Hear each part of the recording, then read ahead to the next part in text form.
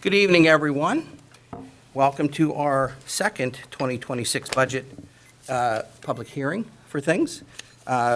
We have the opportunity, a couple of things this evening, to see all of our department heads to gather information, and that's the purpose of the budget hearings, to do that. For council, it's certainly our opportunity to have a conversation with any of the department heads. First and foremost, though, on the list, we're going to have some public comment if anyone has them or wants to ask some questions. They'll be welcome to do that. But also remember that public will have the opportunity on Citizens Night and regular meeting in December to also comment on the budget. The budget itself is also listed on the website to do that, as well as it's available here at the municipal building, and it's available at the library for hard copies to do that. So if there are no questions, from the public at this time, to see that. Okay. So we're going to move to our department heads, some question and answer period to do that. And first is Jared Robinson from Communications. Welcome, Jared, and thank you. Come on up. What page are we at? I'm sorry, with Communications. Yeah, he's at 51, I believe. 51. Okay. Happy to do that. Yes, folks, remind us of your page numbers when you get here, because we've got a couple different versions of that. And of course, we're on the expenditure side. Yeah.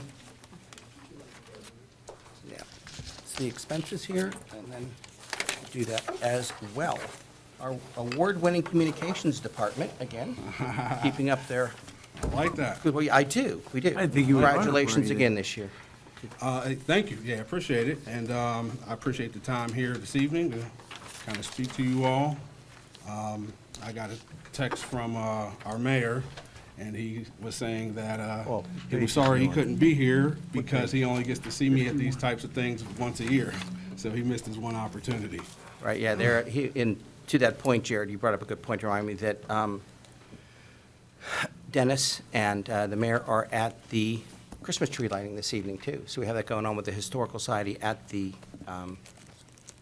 Old Stone Church, too, Right. so they're Yep. not delinquent.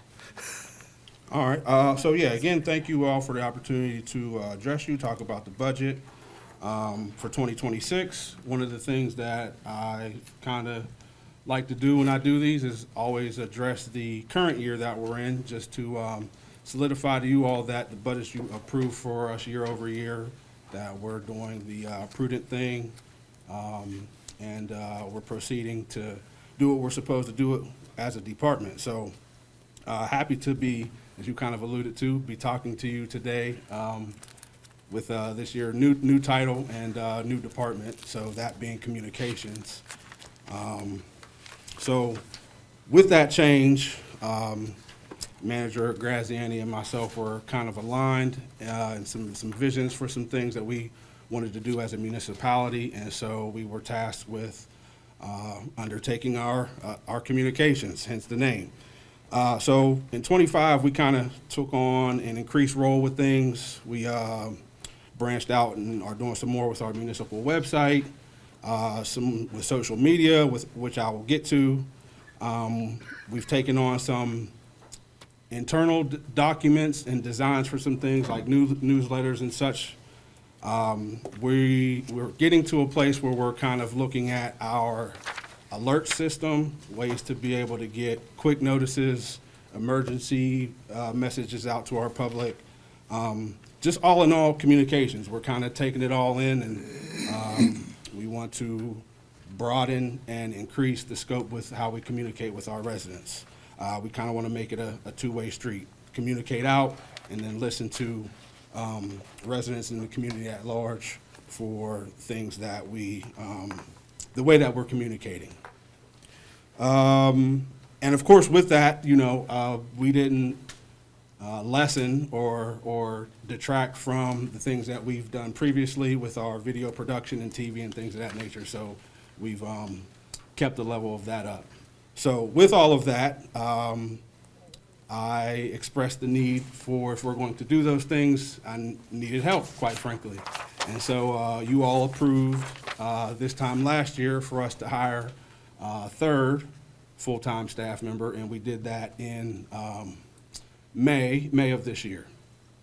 So we have a digital content coordinator on board, and he's been a great addition to our department and contributing to the many things that we're taking on. About that. I had mentioned that social media is one of the core focuses of mine and by proxy of the department for 25, kind of this immediate transitional period. And so we've kind of done a lot in that arena. We have YouTube, Facebook, which we've had previously. We took on the responsibilities for 2 additional Facebook pages, and we also added Instagram and TikTok. And so people have many different thoughts of the validity of those platforms, but we felt like it was necessary for us to be on those platforms to, again, just kind of increase the way we communicate, cast a wider net, and be able to reach more residents. So one of the things that I kind of like to do is, since we're approaching end of year, is just take a look at how we've been doing on those social platforms. And so I put together some graphics of our top 5, we'll say, assets for this year, and they're on screen now. So we'll just kind of quickly go through, because it's always neat for me to look to see what people are gravitating towards, quite frankly. So this is YouTube. I'll kind of try to skim through quick, but 4th of July, this is total views. 4th of July parade is always something that people enjoy. I think this is the 3rd year in a row that it's been our highest viewed YouTube video. Police accreditation, we did a video when Doug and the police department got their accreditation. We did a funny video with myself. I got cloned because I needed to be in 2 places at once. That was kind of a fun little thing we did.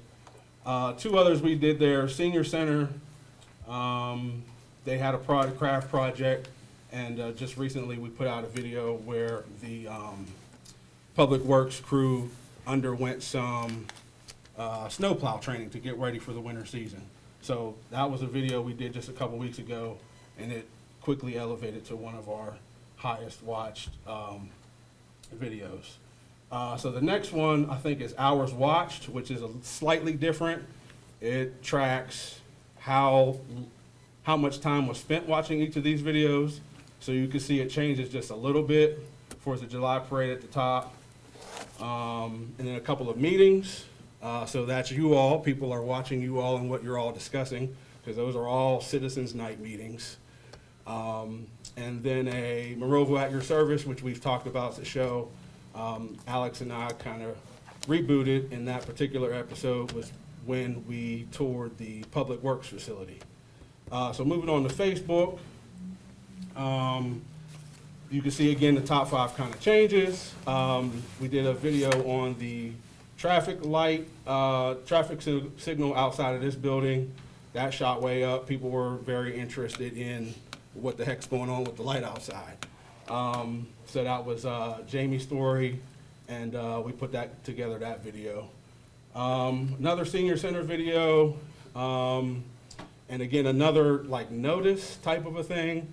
There was ongoing construction on the Parkway, which the overpass goes over Old William Penn, and we put a notice out to let people know that that construction was underway, and then accompanying detour. So that was more of a notice, but you know, it got around and people saw it. Next is the storm in April. We put out a press release type of a thing. It was something that we hadn't done before. And, you know, obviously people wanted information, so that was number 4 there. And then similarly, that next one at 5 was still related to the storm. It was a notice that went out that since the power was out, people lost power. The Public Works facility was offering a dumpster for people who unfortunately may have had expired food in their refrigerator. So again, that was a notice, but it just kind of speaks to us communicating with people, and that kind of got around as well. Next one, I'll just skim through the next one. That's a Facebook one as well. Traffic light, senior center, snow plow training. Pirates pitcher Paul Skeens made that fourth video there go get a lot of engagement. He was at the training center. Fire department number 5 received a grant, and Paul Skeens was on site for that. So again, it's something we were on site to do, got it out, and it got consumed by a decent number of people. Moving on to our newer platforms, this is Instagram. So Instagram, its analytics aren't as vast as some of the other platforms, so we don't have a true top 5, but I put together 5 videos kind of on an aggregate that seem to be more popular. So again, it's kind of a different series of content there that was consumed, and that to me is just respective of the platform that it's on, different demographic. So Manager Graziani and Mayor Griesok were in a bike race, and we put together a video, and that was That was pretty cool. oh, you saw that? Yeah, I saw it. That was pretty Yeah, it was good. through the. So that was a video that our Instagram audience seemed to gravitate towards. The next one was something we did recently. We've got together with the MS4 program, and they have a series of messages, usually related to stormwater, and it's just a series of information that the public can know to reduce waste going into our stormwater. Fire department with Paul Skeens again. Photo of the week is something we do that's Instagram exclusive. So that's one we took on Halloween, and a library video. And just lastly, to finish up, TikTok, which was a platform I was a little reticent on adopting. I didn't want us to adopt too much too soon. But once we had the engagement program with the consultant, Alex brought in Sam Tolles. He kind of convinced me to go to the other side and bring on TikTok. So we did that. And we've actually had a lot of success on TikTok thus far. It's actually surprised me the amount of success we had. And so again, the whole thing is just wide net, reaching wider demographic, because, obviously people of different ages are on different platforms and consume media differently. So TikTok is a little more less formal, I guess I could say it that way. But still, it's a platform that I feel like we can be informative on. So to go through those, MK and I and a few others did a little skit.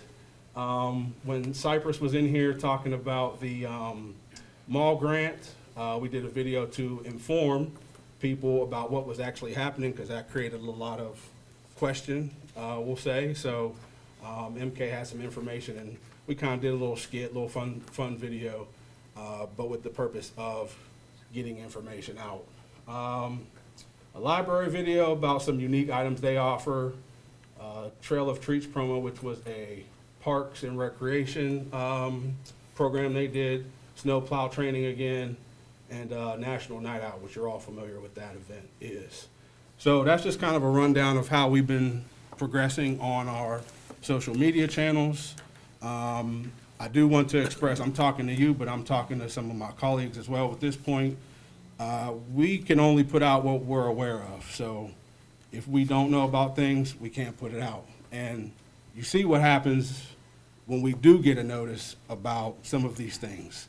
The snowplow training, for instance, Paul Hugus was kind enough to give me a call and say, hey, this is happening. We went out, did a video, and it ended up being one of our most consumed videos with comments about, yeah, these guys did a great job. And, there were positive comments about the work that our public works and our snow removal crews do. And our video kind of served as a conduit to let people know that they don't just show up. Well, they show up, but there's things that go into it. And this training video was kind of, showed one of those things that, you know, they don't just show up, they have to train for it to be able to do what they do. So that's kind of a little breakdown of 25. Kind of getting into our budget for 26. Jared, if you don't mind, while you're on 25, Sure. you were allocated $389,273. Did you spend $389,273, or did some of that go back into the coffers? Some of that definitely is going back into the general fund. Is there any way we could have a breakdown knowing how much that's going to be? So the column to the left is the year-to-date. So 262 as of actually the end of October. So we have on the top of that column, 12/31/2025 actual. That's basically 10 months in. And so, you know, just in general, the general fund is one large account. There's no separate accounts for any of these, but for tracking purposes, they're tracked separately. So that if he spends, for example, 350 and not 389, that just was part of the account and stays as remaining ending balance by year end. So then, did we not do our job properly, and we gave too much money to start? No, so we budgeted to hire someone 12 months, and Eli did not come on board in That's 12 months. that was the first So thing that's I the was large gonna driver. say. When you look at this budget, about That's almost half a 88% of year. it is personnel. And so to line up, we'll have Eli 12 months this year with a tiny bit of bump, you know. As a non-union employee, we're recommending 3% for them. So for him, not sure what month he actually came on board. May 27th. So you're looking almost well into the second quarter. And that affects, if you go back to the top there, we have 219 budgeted for salaries, but as of October, we were 143. Give you a sense of that deviation. Yeah. So basically, there's no way for us to know how well we actually did with last year's budget, because we don't know what all was spent or what's going to go back. Well, you'll know, because you'll be able to see, you know, the actual spent as of the year. I just want to correct that notion that money goes back. There's no such thing as a back. There's no such thing as Jared's It just account. doesn't go out. Correct. There's one fund. It's called the general fund, and it has accounts that are tracked. And we spend, nobody tries to spend to their budget. Most people try to spend under their budget. And quite frankly, the conservative practices we have around here, we tend to underestimate revenue, and we tend to overestimate expenses. And so the year end, we find out we spend less than we thought, and we get in more than we thought, which the net result has been, as you've been aware of, because you've managed it, we've built up the fund balance. Fund balance, right. This is good news. So I'd love when department heads come in here and they haven't spent up to their budget.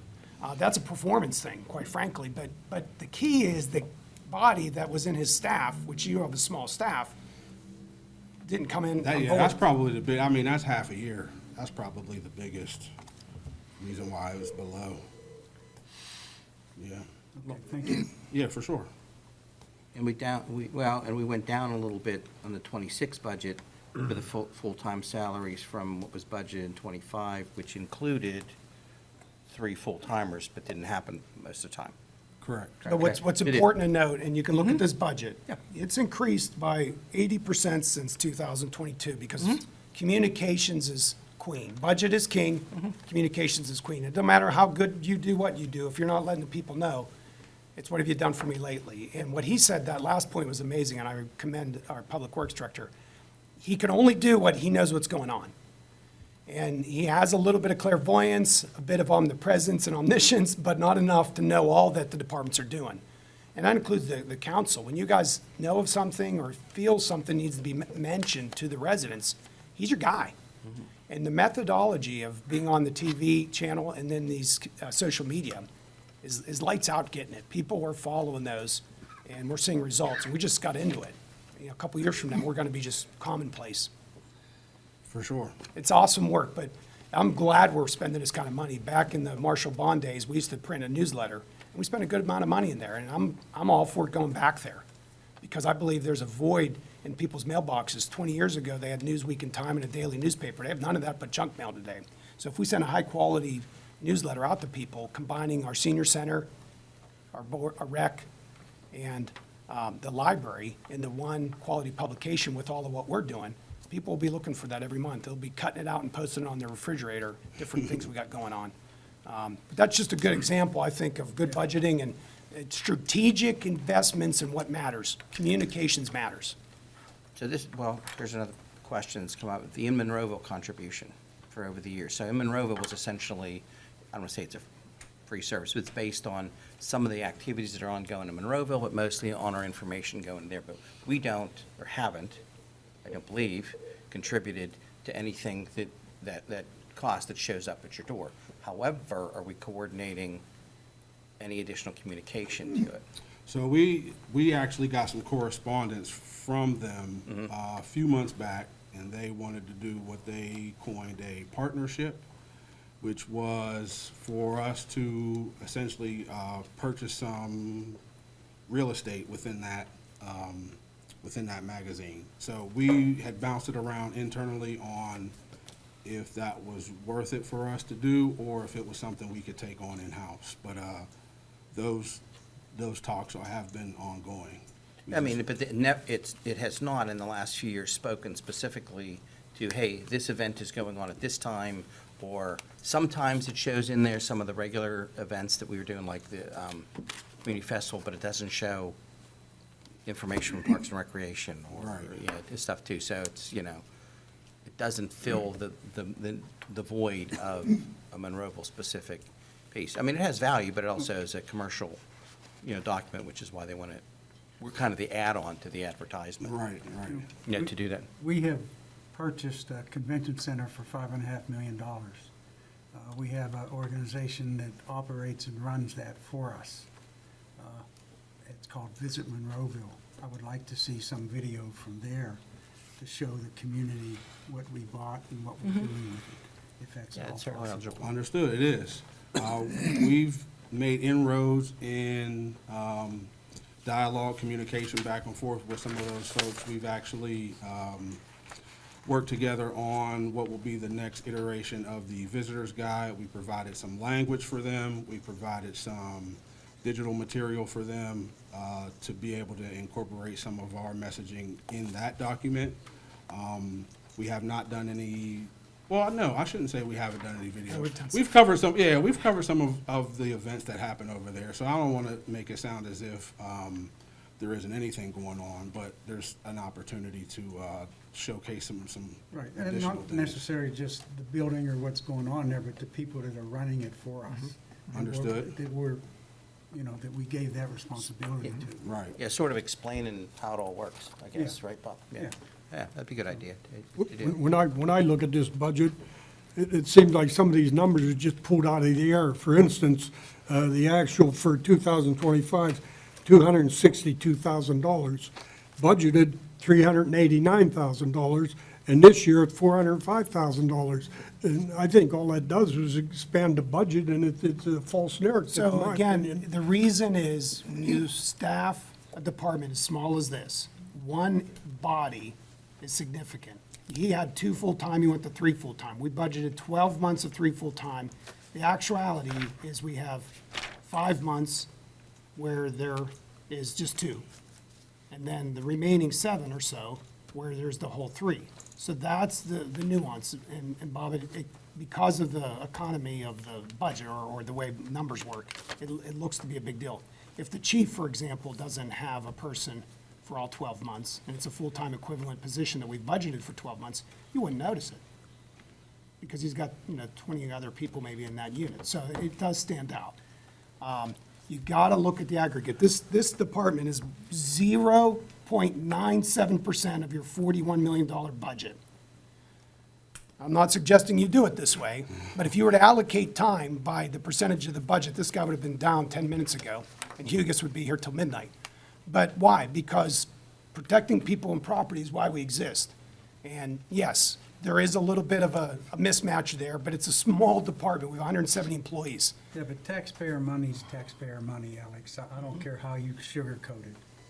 Hey, I'm not sugarcoating anything. I'm just telling you like it is. The money is, in these departments, this is 0.97% of the budget. It's less than 1%, but it so matters. I mean, look at the leverage you guys are doing, and look at the impact you're making through communications. This guy delivers for you, and I know you know that, because he's been solid for a long time. And I'm proud of that. And so if I sound a bit defensive, I'm defensive because communications is a big deal. And you've got one of the top local government communications guys in Western PA, and he's wondering or not whether you guys are for him or against him. I'm not disputing what you're saying. I believe Jared knows how we feel about him and his department. All I'm saying is that we need to watch what we do with taxpayer money. That's all I'm saying. Amen. So it ever be. Understood. Thank you. Any other, before I kind of go into 26 line item by, because there's some line items I wanted to discuss. Proceed. So one of those, because normally at this part of the presentation, we kind of skip down because things related to salary and such, we don't have control over. They kind of are what they are. But some of us this year were asked to provide a best estimate for some of the line items. And one of those for me was 115, salaries of part-time employees. So I had asked for an increase for the wage for my part-time employees.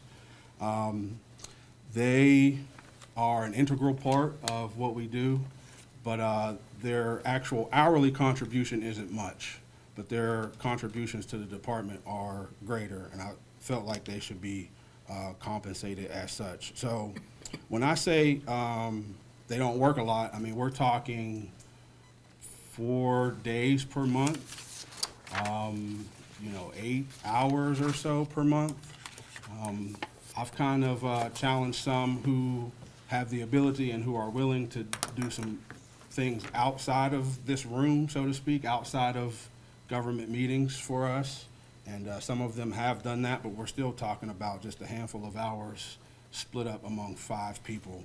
So that $6,300 figure was an estimate I came up with based upon the calculation of hours worked over the last 2 years, and kind of came up with a number that seemed to be on par with what they worked, and just multiplied that by the hourly wage that I asked for, and that's how I got that number. So the hourly wage that I asked for was $18 per hour, up from the current rate of $15.05. So that still is within there's a scale that we have that part-time employees fall under, so it's still within that scale, but it's a bit of a bump for them. And one of you saw the 4th of July parade is just an example of one of those things that I'm not able to pull off if I don't have help from my part-time staff. And many of them have been with me for a couple years now. They've been gracious enough to work on a holiday despite not getting holiday pay. So I think an increase of that manner is warranted. So that's one of the things I asked for there. The question would be, Jared, the actual was $3,300 so far for the year, and you budgeted basically $5,300, $5,298. So you're saying the $6,000 wouldn't be enough? So potentially, because I have 5 part-time staff members. I think about 350 hours was cumulative total is what I estimated per year. So the reason why it can sometimes be under is if, somebody's not available. I mean, you guys are here for these meetings. I have 3 manned cameras, and sometimes we have 2, sometimes there's 1. Today we have 3 with a 4th downstairs helping out while I'm up here. Some meetings I don't get 4, I might get 2. I'm not, I don't care if you have 10 people, I'm just saying, it's $3,300 you spent to date as of, you say October 31st, Alex, is the Yeah, that's what this year-to-date? printout is, correct. So you got 2 months, and you still got almost half your money left. So From the last budget, the year's budget. budgetary figure was to almost serve as a max so that I don't go over per se. So the 350 hours that I estimate cumulative, again, amongst the 5 people, was my estimate to serve as sort of a max, that they wouldn't go over that number. So it's hard to calculate because, like I said, some events, some meetings, I'm just not aware of how many people I'm gonna have. So if every meeting I had staff 4 people, I would know better and be able to hone in better on a figure for that. But not know, as I sit here now budgeting for 26, not knowing how many people I'm gonna have for any given event, I kinda took the highest possible figure within that estimate. But what I'm saying, the 5,300 won't be enough next year. If it, I would you're have to still, answer- you're $2,500. I would have to say potentially no. Because again, basically the calculation was 350 times 18. 350 is the estimate of what I project my part-time staff to work for me for the year, times what I had proposed as a wage increase.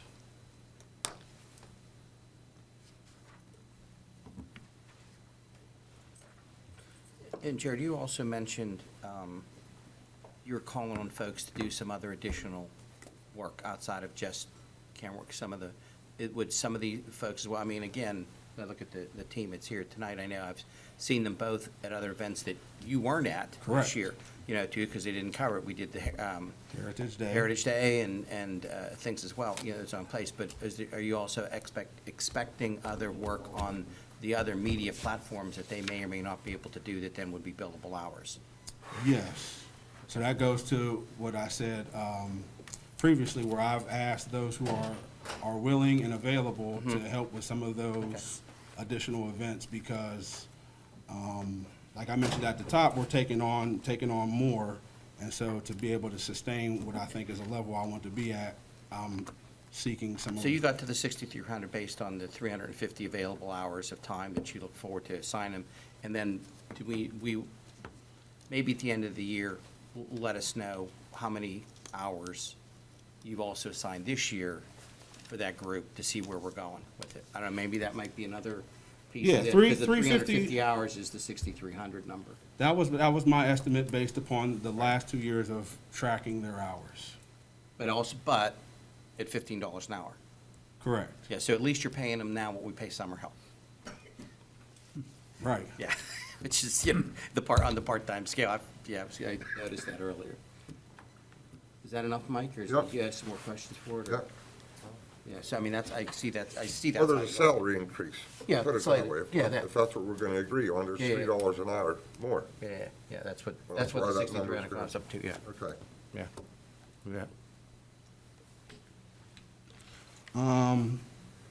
Moving down to 180, overtime pay. It was a similar thing as we were asked to provide some kind of best estimates. This figure was a little more difficult to provide an estimate for because we just now added a third person, so 2 people that I'm now kind of tasked with tracking their hours. So that estimate was a little more difficult because I just don't have the History. amount of data to Yeah, you be have the able to. history. So that was the best estimate that I was able to come up with there. And for that one, as you're most likely aware, my additional full-time staff members have an option to choose how they're compensated for their overtime via the actual pay or compensatory pay. So again, that kind of made it a little more difficult to provide the estimate, but that was the kind of the best figure I was able to come up with. And that would include all 3 of you. Well, the 2 hourly. 2. No, 2, not you, right? Right. 2 hourly employees. Correct. All right, so moving down to 231, gasoline, oil, and lubricants. That figure should go down significantly from what was budgeted in '25, and that was due to, I guess what could be categorized as more accurate accounting. And so I think due to the new pumps we got at the Public Works Garage, it's just more easily trackable to which department is using the gasoline more. I think that's how we came up with that one. Did I say that right, Josie? I'm sorry. Yeah, that's Said yes. It's all, yeah, it's all. yeah. Yeah, that's how, so that number looks like it's gonna go down significantly. I think what it was before is things were just kind of split evenly among departments, and, now it's, we're able to focus on the departments specifically. So that number should go down for us. I could probably answer that whenever. Got you. Jared, what about the 210 line, the general office supplies? You didn't have anything budgeted last year, the one just above where you were at. Now you have 1,600. I want to say that's. That was a clerical error. Yeah, I was going to say, because I didn't change that one. It had to be. That would have remained, 1,600. Okay, and you spent $231 so far out of the 16. Yes. Okay.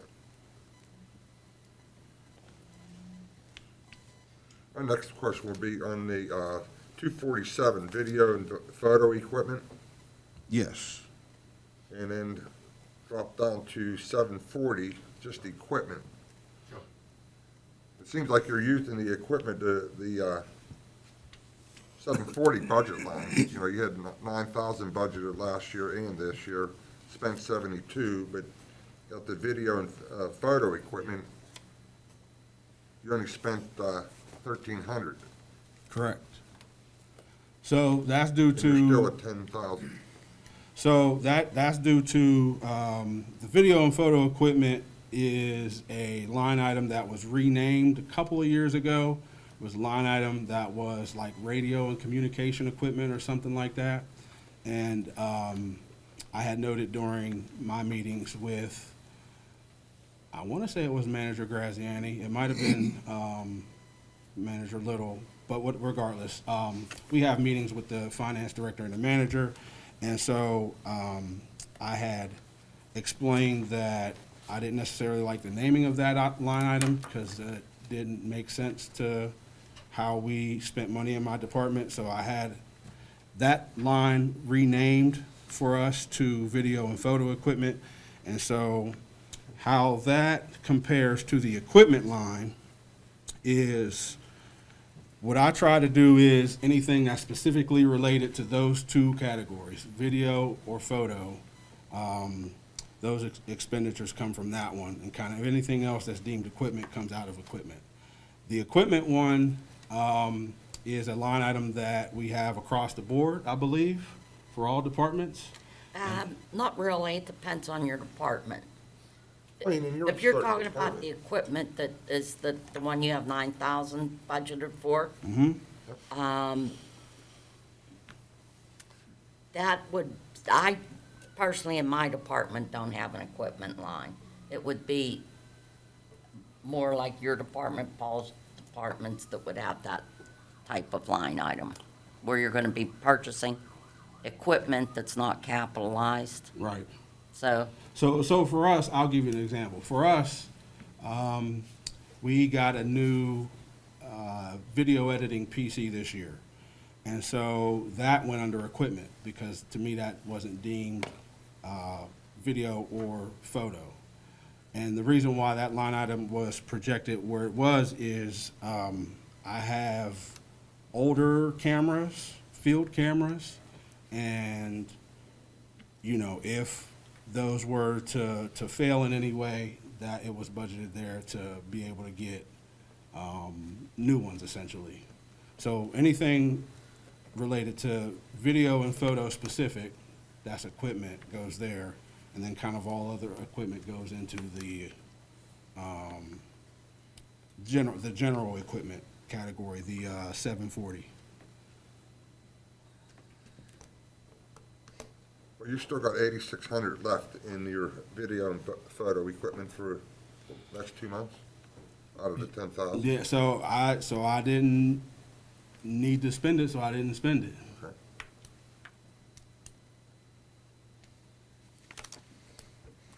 So what I'm asking, do you need that 10,000 budgeted for this year? I would say yes, basically for the same reason, is that if any of our field cameras were to fail in any way, we kind of have it budgeted there to be able to acquire some new gear. And also, one of the things that I'll be looking at for '26 is the purchase of a still photo camera. We've been doing more still photo photography, and I might be looking at acquiring a new photo camera.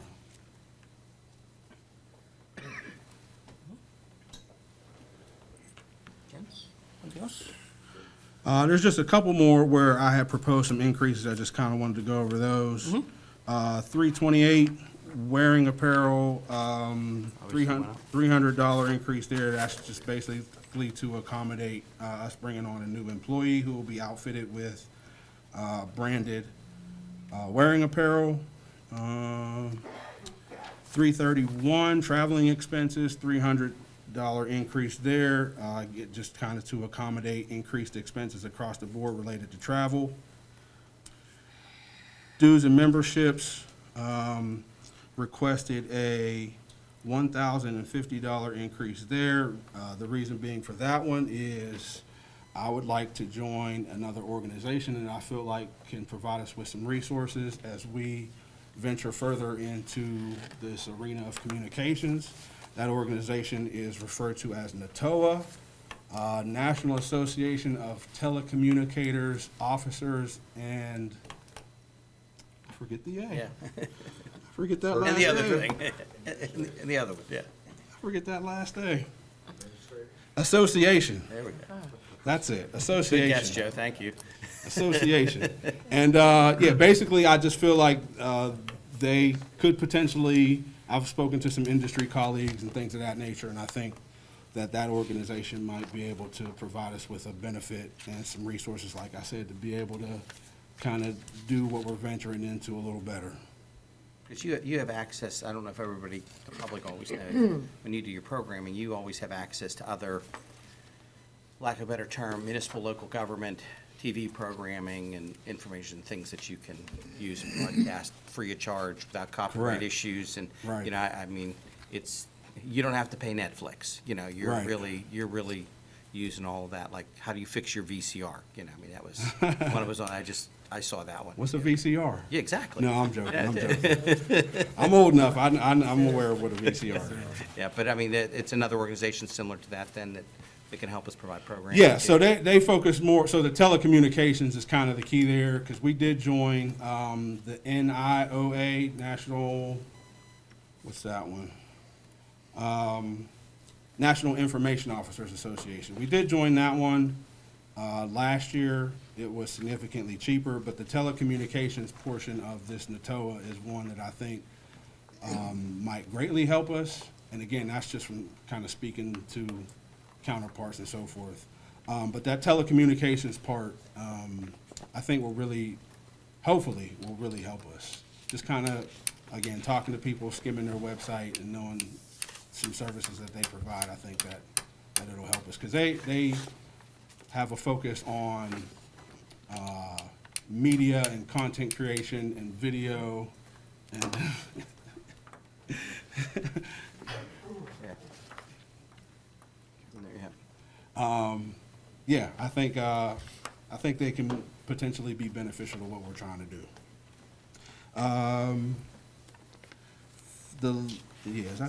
Last one that I had proposed some increases was 460 seminar expenses, $50 increase there, and that's just very similar to some of the other ones, a small increase to make sure that we have budgeted to be able to attend seminars and other educational opportunities in that area.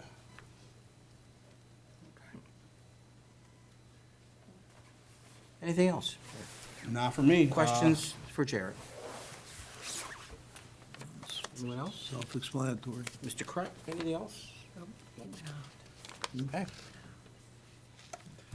All right, Jared, thank you so much. Much Thank you all. appreciated, sir. Thank you all. Appreciate the hard work. All right.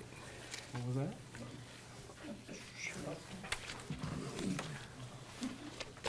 So we'll get Mr. Fulkerson and his team up here for the reports in the tax office as well. Then we may take a short recess after that when you're done. So put the pressure on you, Pat. All right. Good evening and welcome. Good evening. Good evening. What page you on, Pat? Thank you. All right. Thanks for a wonderful year. Thanks for the revenue. We had a good year.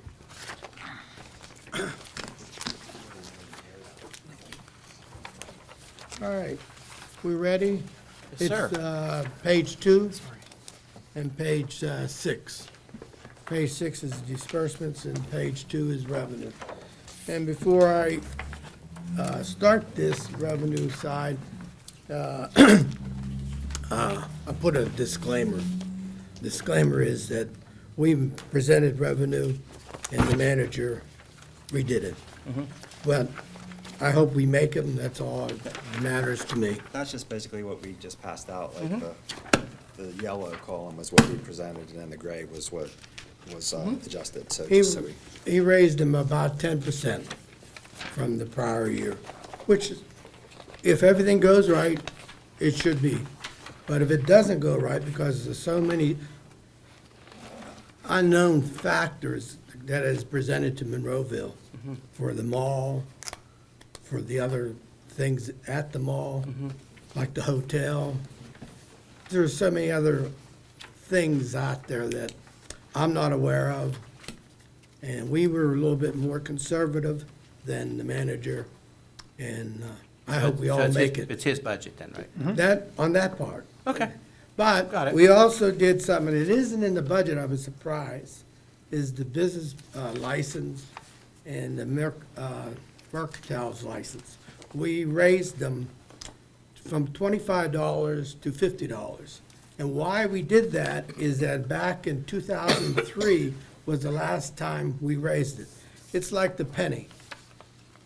You're putting out more work to get the $25 that was back in 2003, and it's almost like, why are you doing it? So, labor has gone up, ink has gone up, paper, the whole bit. So that's, since it's been since 2003, we raised it to $50 for the mercantile tax license and the business privilege tax license to $50. And it isn't in the budget. We were supposed to put it, the revenue is supposed to be there, but I think we have to adjust it up from what the level is right now. Okay. So that'll double them to it. It's about a $60,000 increase in revenue. So So noted then. that's that for the revenue side. If there's any questions on the revenue side, we could talk about it. Actually, that's the salary, right? Slight increase. Longevity pays in there. Although I told Doug that we're gonna have a pony show next year, slide Could you show. explain this paper that you gave us here? Yep. With the Office 2026. yes, that's the numbers that we presented to Alex and Josie. That's what we felt comfortable with. It was a 6% increase from this year's budget. So those are the numbers that we had in AccuFund. So then the column to the right is what's in there now and what's in this budget that, on page 2.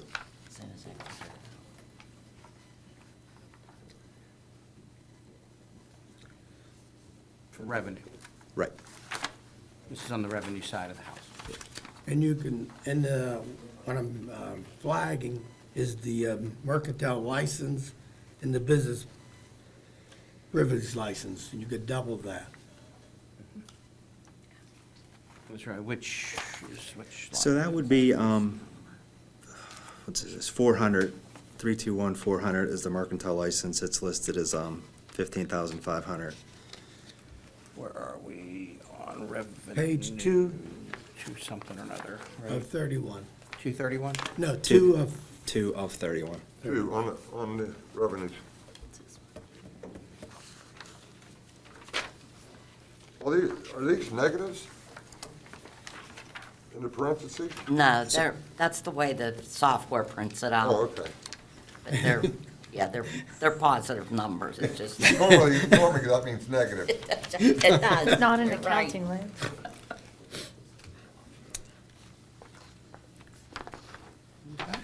So also the business privilege license, which is 450, would be double too, so that would be like 75,000 as opposed to 37,500. More is better, no question. it's about time. You know, it's been That's fine. over 20 years since we raised it, so. Yeah. just- And everything else is going up, so. Okay. All right, then do we want to talk about the expenditures, or we? By all means. Questions, anyone else? Okay. All right, What page on the expenditures? 6, page 6.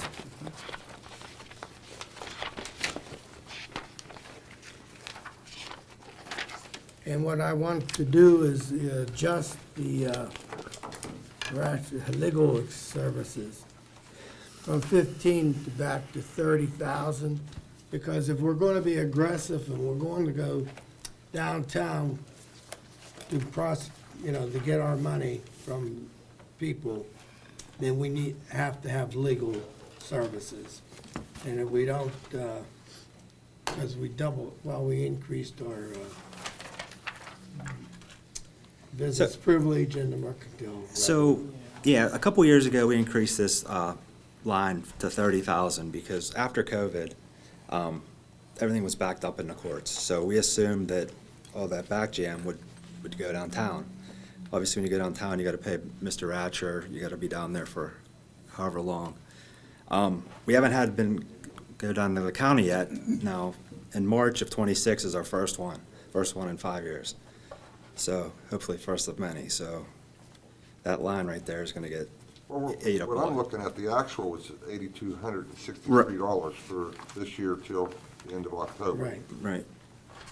So you're In the saying- year previous, it's 14,000, the year previous, it's 14,800, the year previous, so forth. So again, this goes back to what we've discussed before. If you're all looking at the same thing, 403, 300, 1,300 legal services on page 6 on the expense side. He's saying the number 30, which we had budgeted last year, should be what the number is budgeted this year, as opposed to the 15 that we have proposed before you. Right. That's what he's suggesting. And to your point, Mike, you're spot on, and this is kind of the way I'm looking at it. And again, Josie and I and staff have spent hundreds of hours over the last couple of months going line item by line item, looking at past years, not only the ones you see, 2022, but even years previously, to try to get a sense on the trend. What Pat is saying, we're gonna be more successful in maybe some of these long-term cases and getting downtown, which conversely makes for more expenses. And my feeling was, okay, well, I can see us getting to 15,000. I'm not sure we need to do the 30. Back on the revenue side, just if I could a minute, yeah, it's my budget. And departments make proposals on revenues and expenditures, and my job is to present a budget to council, and nobody got a pass-through budget. In other words, every department had submitted an income and an expenditure stream, and my job was to reduce, adjust accordingly to my experience and to Josie and all of our homework in it. So I don't have a problem with that. I don't To have the- a discussion with that Yeah. either. To There's the no- degree that we didn't change Right. the I just- fees, those weren't tremendously clear, but we met with Doug last week. We thought, well, maybe we've over on a few of these, and maybe we're under in a few of these, but on the wash, it will come out. So we're hoping that's how it works. In other words, those two mercantile license fees Right. and the business license fees, those That'll- those should come out. Right. But back to your, Mike, you're right. So that's why I kind of put the 15 in and didn't put the 30 in. Are we in the middle of litigation now, or? We Yes. we have 50 cases. 50 in- cases? In a cabinet that we use Bob for. So a lot of them aren't moving at all because of the backlog at the court. But now that we have one coming up this year, maybe we'll get down there a lot It more. might be a So log it's- jam break. Right, so it's Yeah. just a matter of, Yeah. we don't know. Do these legal services go to our attorney, or is there an independent No. attorney that? No, it's. We use Well, it Mr. goes to Ratcher. Because I saw an increase in his also. Is that what this is from? No, that's separate. We pay him out of our budget separately. His increase comes from a factor of we've kind of under budgeted. We've asked a lot of him, obviously with the convention center and some of the things we've taken on, and Bob's delivered. And the other function of the legal services increase was entering into a labor year with the police contract. And we anticipate a greater expense to prepare for that, and God forbid we have to go to arbitration. One other note on the legal fees. Whenever we go to the magistrate or we have to go downtown, it comes out of that too. So to take somebody to the magistrate, it's $250. So depending on how many complaints we serve at the magistrate, that's what that line comes out of. Herbst needs some money.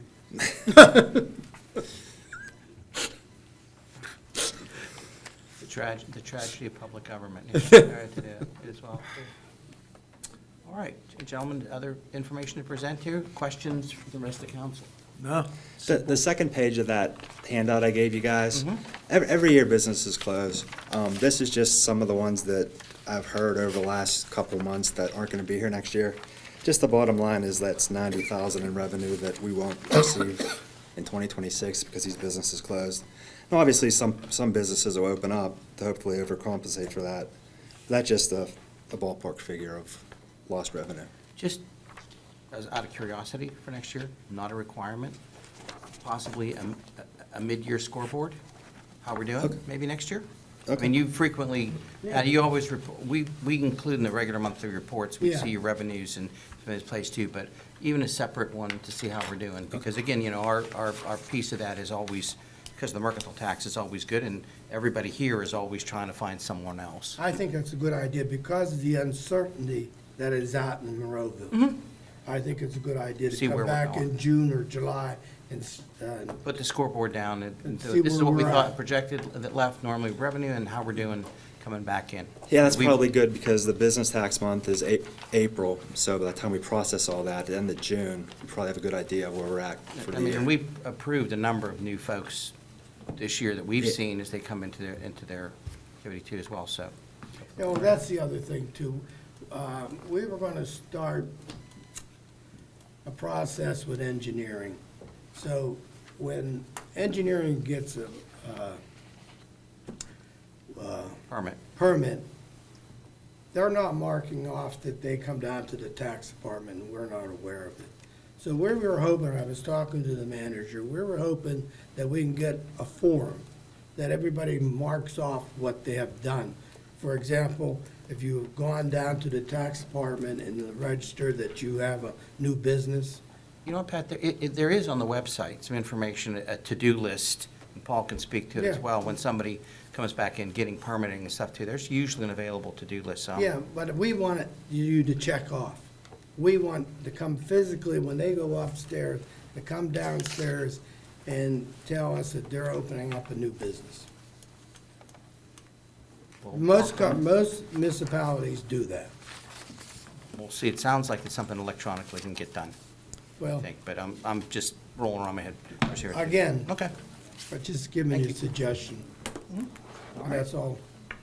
You Anyone else? guys have any idea of the empty storefronts or in buildings throughout town, how many, if we're getting any revenue at all as far as just the taxes paid? I mean, there's So- 15 here to close this year. So the real estate is usually pretty good on those. The business, if they're empty, then there's nothing there to get. So hopefully they'll, somebody will move into them. So I know there's a lot more than 15 businesses. I mean, we've Yeah. had empty buildings. Yeah, those are just like the last couple months since we've been doing the Yeah, budget that's- process, just come to mind. And I miss some too, like it's just from what I hear from people or on social media or the news or whatever. Short of driving around, it's really hard to keep track of all that.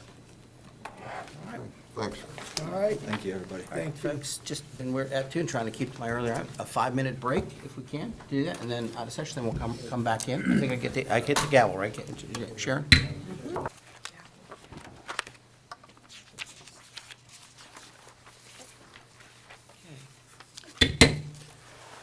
Welcome back, everybody, from recess.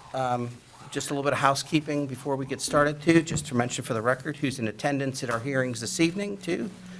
Mr. Hizzy, Mr. Stevenson, Mr. Crut is remote over in the next room here, Mr. Adams, Mr. Williams is also here, along with the staff members, MK Josie, and of course, Mr. Graziani. And yourself. As well. And yourself. Oh, don't forget me, yeah. I We showed try. up. I know, I try to be memorable whenever I get the chance You are. to. I thank you. All right, guys. So we can take a deep breath for things this evening. Good evening, gentlemen.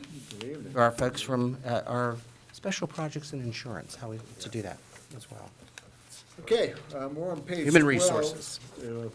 On expenditures, and this is Mark Forrester, he's our broker from Nova Insurance Services. I was asked him to come here to give you the 10,000 feet, look at what's going on, and after I go through the budget itself, the numbers, and then we'll give you some reasons why that we're having the really big increases on the bearer of bad news. You know, the claims that we've had over the last 3 years have finally come back to haunt us, and they really hit us this year. So to begin with, the first line, unemployment insurance. Now, I have $40,000 there, and I know it's only $4,000 so far this year. And the reason I put that in is because we got hit after the COVID year with a surprise, I think it was $75,000, because we laid some people off. And every year, the crossing guards, they file for unemployment, and then we'll get hit as well with some people that leave. And then if they worked here some past quarters, then we get hit with that as well, even though they're working somewhere else. But if you guys want to lower that, I'm completely fine with that. If you want to take the 40 and drop it down to, say, 20, I'm okay with it, just to help us out a little bit. Well, you budgeted 50 last year. Yeah, so that's why I dropped down to 40 this year, just because we're not spending it. As long as we don't lay anybody off, we'll be okay. Hey, Joe, that $75,000, we laid people off. Who did that $75,000 go to? The state. The state. So when we lay people off, we're fined if we bring them back. Wow, what a shocker. Yep. That was a shocker to everybody, because we Yeah. never laid nobody off We never laid off before. anybody before. And we didn't have the Yeah. insurance. We thought we had the insurance, but it had been discontinued. Yeah. Right, Wow. exactly. I'm fine with cutting it 20. I'm okay with that. I mean, if you want to do that, it's fine. Take one for the team. Okay? You can bring that down to 20,000, you're saying? Yeah, yeah. Because everything else I have is going up, so, It'll help, yeah. yeah. So, the workers' comp insurance, we did get the quote for that, and what you have in front of you is not the number that I'm have to put in, because it was shocking, the increase that we had. I'm now asking for $900,000, because the workers' comp has gone up approximately $270,000. Just if I can note here, when we got that number on Thursday or so, Josie and I kind of went back through the budget and made a slight adjustment to adjust for it. So while you don't see it on here, we made that adjustments in the new total. So when you see this evening, you have a tab called Revenue. And if you turn one page into revenue, you'll see the proposed $41,617,411 on the expense, and the same number for the revenue total. That's inclusive of what Joe just said, plus the 20,000. Excuse me. And to be honest with you, whether it's Pat's money or the 20,000 we're talking about here, no one is able to crystal ball things, and you're talking about a 0.002% of a $41 million. So, you take the 20,000 out. Josie and I are very hesitant to change this number.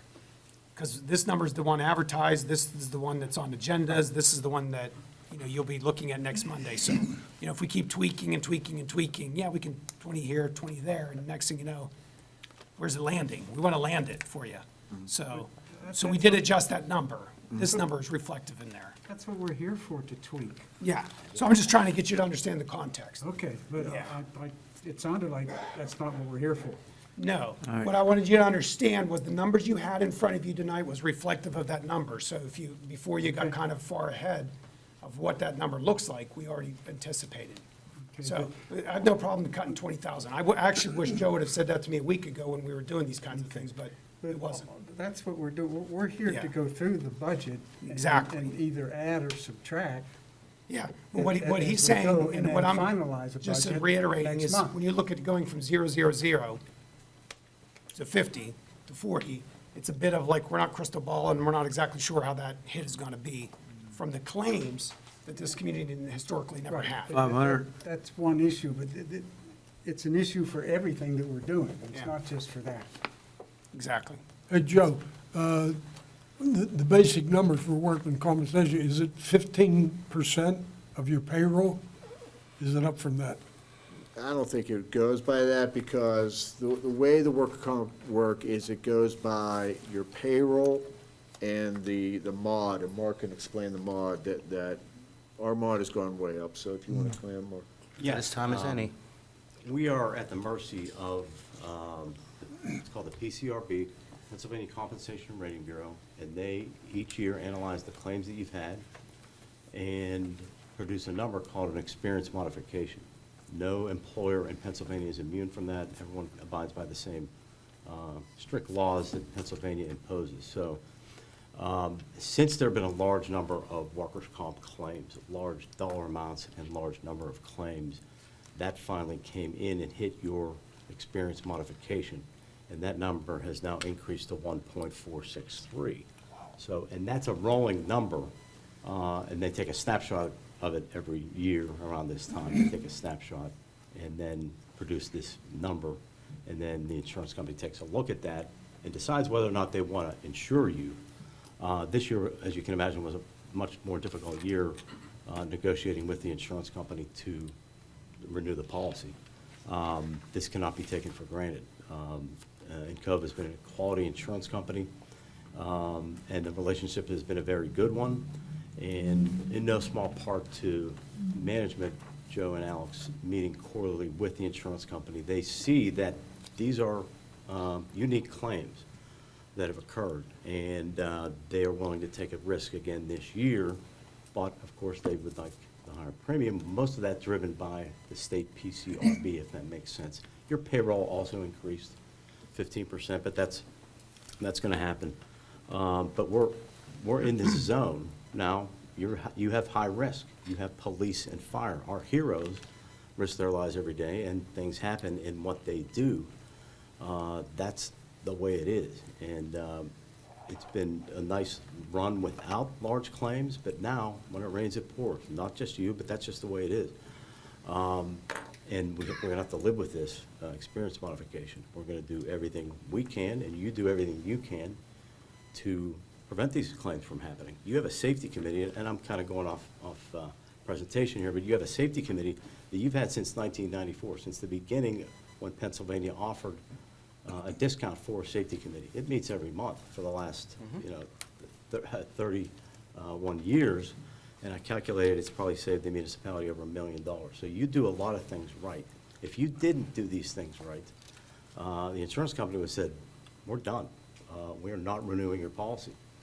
And then we would be with SWIFT. SWIFT, the premium would be $1.3, $1.4 million. That's what we're looking at. So, And Mark, and the mod number too, to go back just a couple of years and how we get there, because I think there's a cumulative effect of the claims that move it back up. So prior to this, the ideal number is something below 1. correct. That's One where, is that's your- where we really want to be. One is your benchmark, if you want to call it that, for Yeah, your type of risk. Now, when significant events occur, which we have had, there's a history look back on that. Could you expand on that a little bit, on how it Right. impacts the mod where we are today? So it's going to throw out this year and look at the 4 previous years, which now we're into some Right. larger claims. So it doesn't include the current policy year. It doesn't look back at the previous years before that. And then a convoluted, comprehensive calculation is done, and they arrive at this figure. And it's- So our most significant claim is going to be coming up on 4 years. A line of duty death, 3 years. 3 years. So that really won't drop off of our mod calculation until year after next. Right. Finish 4 and then into Right. the 5th year after the event, right? Do I need to take my shoes and socks off account again? Am I right? No, but But then there's- that's a good way to look at it. Yeah, Right, But so- there's one claim that's going to stay on forever because the death we had. Okay, because So then that there's also, claim- there's pay, and that claim stays. compensation for that that'll continue through that too. So, but will it reduce? Not No. much. Okay, so it will still figure into our mod calculation for a long time? Yes. Now, you don't want to hear this, but the good news is the laws were changed several years back to where there is a cap, there are caps on these claims okay. that are Understood. factored in. Right. And, 20 It's not years ago, affecting the this, benefit. believe it or not, 20 years ago, this would have been a lot worse, but Yeah. you don't want to hear that now. But this is something that there's no way around it. Mm-hmm. And believe it or not, it could have been worse. This is the best outcome. And again, it was all the meetings that we attended, that you represented and showed the insurance company, that's a quality company. They have really professional staff that they really know what they're doing, but they saw that you are the same. You know what you're doing. You are doing the very best to control this. These are things that you could not control. Let's think about it, and we know what they are. I don't want to go into them in detail, but this happens. So here we are. But the good news, it's renewed with a quality insurance company. Your employees are protected with a fine insurance company, and they will feel that if they do have a claim and lead them back to work if at all And it's been possible. beneficial whenever the safety committee has made a recommendation for training or update or education or, some procedural change Yes. too.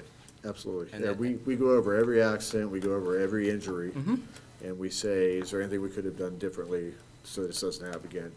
And if there's equipment we have to buy, we buy it. We have no problem with that. I mean, the big claims training we 1 have year. is not Yeah. because we weren't safe. Right. These are fluky, they're doing their jobs. These Right. guys doing their jobs, and they just ran into these Yeah. injuries is what happened. What you're saying then, to shop around for workman's comp is null and void because they're all controlled by the state rules and regulations. And we're not in the best position right now. However, we're very Yeah. fortunate to have a partnership that is going to take the risk for this year, so. We wanted to kind of stay away from the SWIFT fund in terms of its operation. For so many reasons, and there are fine people that work there, don't get me wrong, Right, right. but they're not a private insurance company that is, they operate much differently. Let's just put And it that way. I did want to make a reminder, I'm sorry when we introduced you, I neglected to mention that Mark is officially our broker of records, to do that. So he serves the same capacity and advisors to us is the same as a solicitor does and everyone else too. So he's authorized to act on our behalf in it too. And, twist as many arms as you want to, go right ahead. So, Yeah. just kind of backing you up there, Mark. We So take- we're, we take we're advantage of with it. this insurance company, but there are other insurance companies out there. If something happens that is not foreseeable, we may end up going to another company next year. Is that a possibility? Correct. Now, if this continues, the catch-all is the State Workers' Insurance Fund, and that you will always have workers' compensation coverage. Right. But we want to avoid the insurer of last resort, which is SWIFT, that is called. You'll pay. Yeah. Yeah. Because you remember, the volunteer fire companies used to be under SWIFT, and it was a nightmare. It really was. So, The nice thing about workman compensation, it protects the municipality too, and the employer, Yes. employee. So there's protection all the way around. If you have it, if you don't have it, you're in big trouble. no, definitely. And that happens. Okay, next. Next is the deductibles. The municipality pays for the healthcare deductibles for all the employees. It's either $1,500 for a single or $3,000 for a family. So we know what that number is. That's the most that could be spent the whole year. Now, if someone doesn't meet their deductibles, then we don't get to that number. But that is, worst-case scenario, everybody used the entire deductible and that's where we're at. So that number is known as well. Liability and property insurance. Now, we haven't got our liability and our excess liability in yet. That's gonna be a bigger number than we have here. This is gonna be like workers' comp, because we've had a lot of claims in the last 3 years. Lawsuits fall under this as well. Lawsuits that we've had that they had to pay out were large. And now it's coming back. The same 3-year deal. If you have things 3 years, go back 3, you're not out of it for another 3 years. So even though these lawsuits happened a couple years ago, it's when they come to a head, and when you settle or go to court, that's when that number starts. So this number that we have in here, that is 925,000, that's gonna be more, because Mark can go over some of the ones that we have right now that came in. Yeah, just to touch base, the buildings are gonna be covered, and you have quality insurance carriers, A+ rated across the board, and all the risk will be covered. I wanna make sure you're aware of that. We are still working on the general liability, vehicle coverage, and excess liability, and looking for some creative solutions.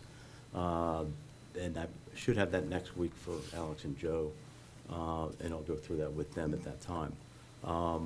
The buildings, you did add the convention center last year, so this will be the first full year of the convention center. This year was the business personal property, flood insurance, equipment breakdown, inland marine, crime coverage, all came in reasonably well as far as, because the claims weren't hit there as badly.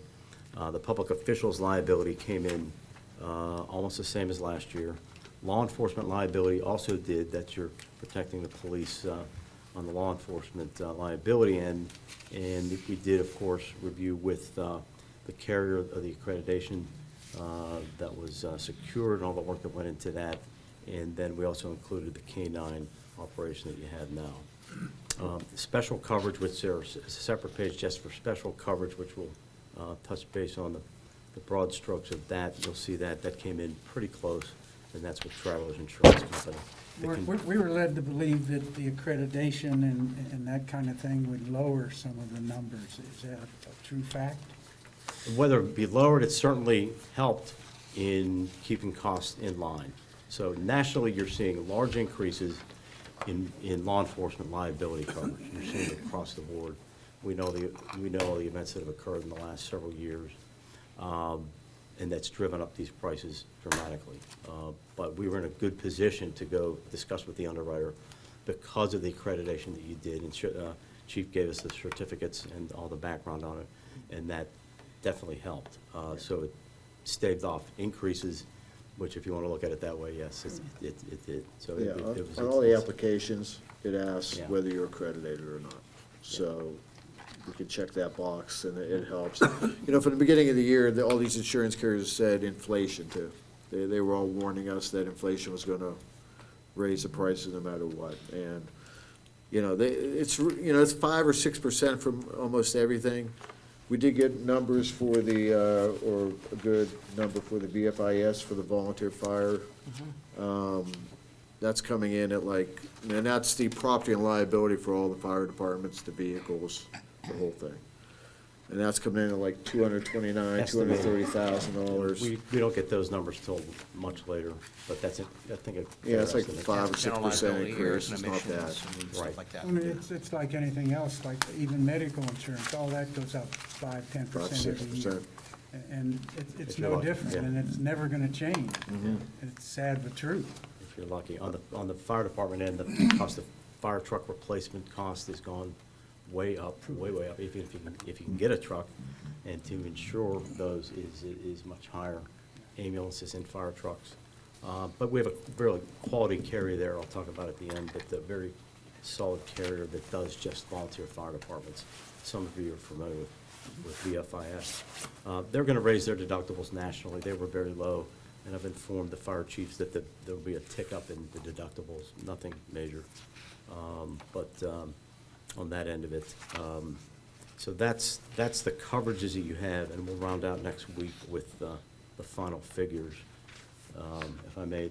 The special coverage, you see there some details on that and some claims history. And I want to talk for one moment about education and training. So as your broker, we take a lot of pride in offering and having available all the resources to you. One of the cornerstones is emergency vehicle driver training, and that class will continue. And we're working with VFIS Education and Training for the 2026 classes.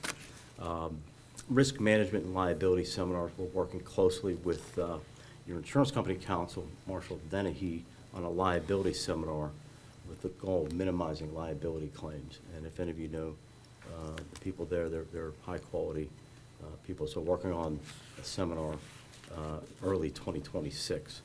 And then our proprietary portal that we're working to update in the VFIS University portal are access to loss control tools that you can use and do the very best you can to maintain your education and training. So just wanted to touch on those. Yeah. So, yeah, I mean, that's basically it. I'm just, warning you about when the property and liability number comes in, it's gonna be probably a couple $100,000 more. I mean, it's just Than what we have there, Joe. than what I have there, yeah. I mean, it's because of those lawsuits that we had, and Alex, you're aware of them. I mean, it just, we would just hit this bad spell. And all these lawsuits that we have, we weren't even at fault. We get named in these things, then we have to defend ourselves. And then the insurance company always settles. I mean, 1% of cases go to trial. That's it. Everything else settles. So they look at risk versus reward and say, okay, we're gonna pay this. Even though we're only paying our deductible, $20,000, they're paying out way more than that. And that's what affects our claims. Our deductibles, our basic deductible on general liability is not 20,000 going, I generally for know, the- but I mean, it's not going up.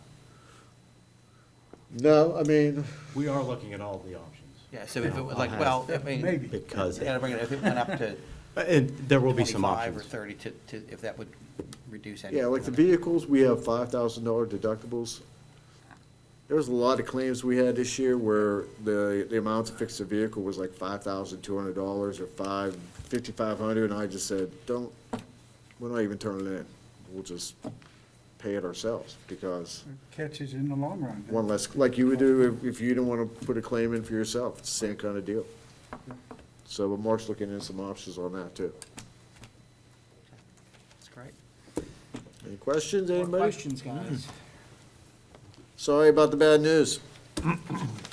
Realistic, thank you so much. Yeah, I guess, Joe, just back to the napkin stuff. So from 2.2 to more like 2.7, 2. Yeah, I mean, Josie, is that what you're sort of coming up with? If he's at 2.2 and you're adding Right. 270 on the comp and then the I would extra think on about the same for the, for the liability. So and excess possibly you're at liability. more like a 2.7. Yeah. And, okay, I just want to make sure, obviously, that's one of the numbers, unfortunately, that gets changed. Yeah. Folks, thank you so much, gentlemen. Much Okay, thank appreciated. you. Thank you. All right.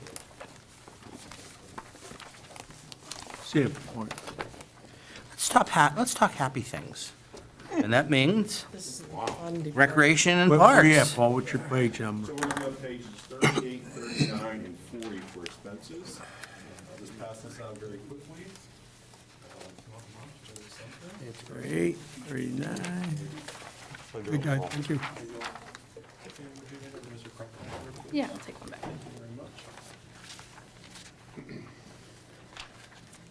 Do you have an extra, Yes, ma'am. please? Yes, ma'am. So I don't have to call you, thank you. You're welcome. Just real quick here, I can make mine as quick as possible because I know we have somebody come up behind like a bit longer. But again, your commitment to us, I can't say it enough how much we greatly appreciate this. I did pass you out some highlights, and these are some highlights of what's happened this year. Things are just going fantastic. We are definitely at full capacity on a lot of things, and it's accredited to our after-school programming, our picnic pavilions, and all that is just over the top. Just a quick number for you I wanted to tell you is, just to give you an idea even for our programming, in 2023, our revenue for programming was $113,000. Last year, in 2024, is $131,000. This year already, we're at $141,000, and we haven't even started doing registrations yet for upcoming. So we're really increasing that, and again, that's attributed to a lot of new programming. I mean, Danielle works her butt off over there, it's really doing a lot of stuff. And it's a really positive thing that we're doing. And again, it's really the support of you guys that really help us get this done. Just a couple thank yous, just real quick before we move forward. If you guys have just heard with Alex last week, sent you that good news for us. We got a $75,000 grant for the amphitheater, which is going to go a long way.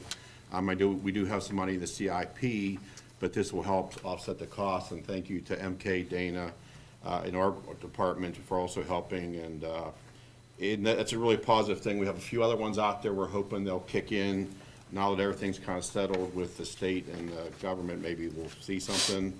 Again, you guys, council, mayor, Jared,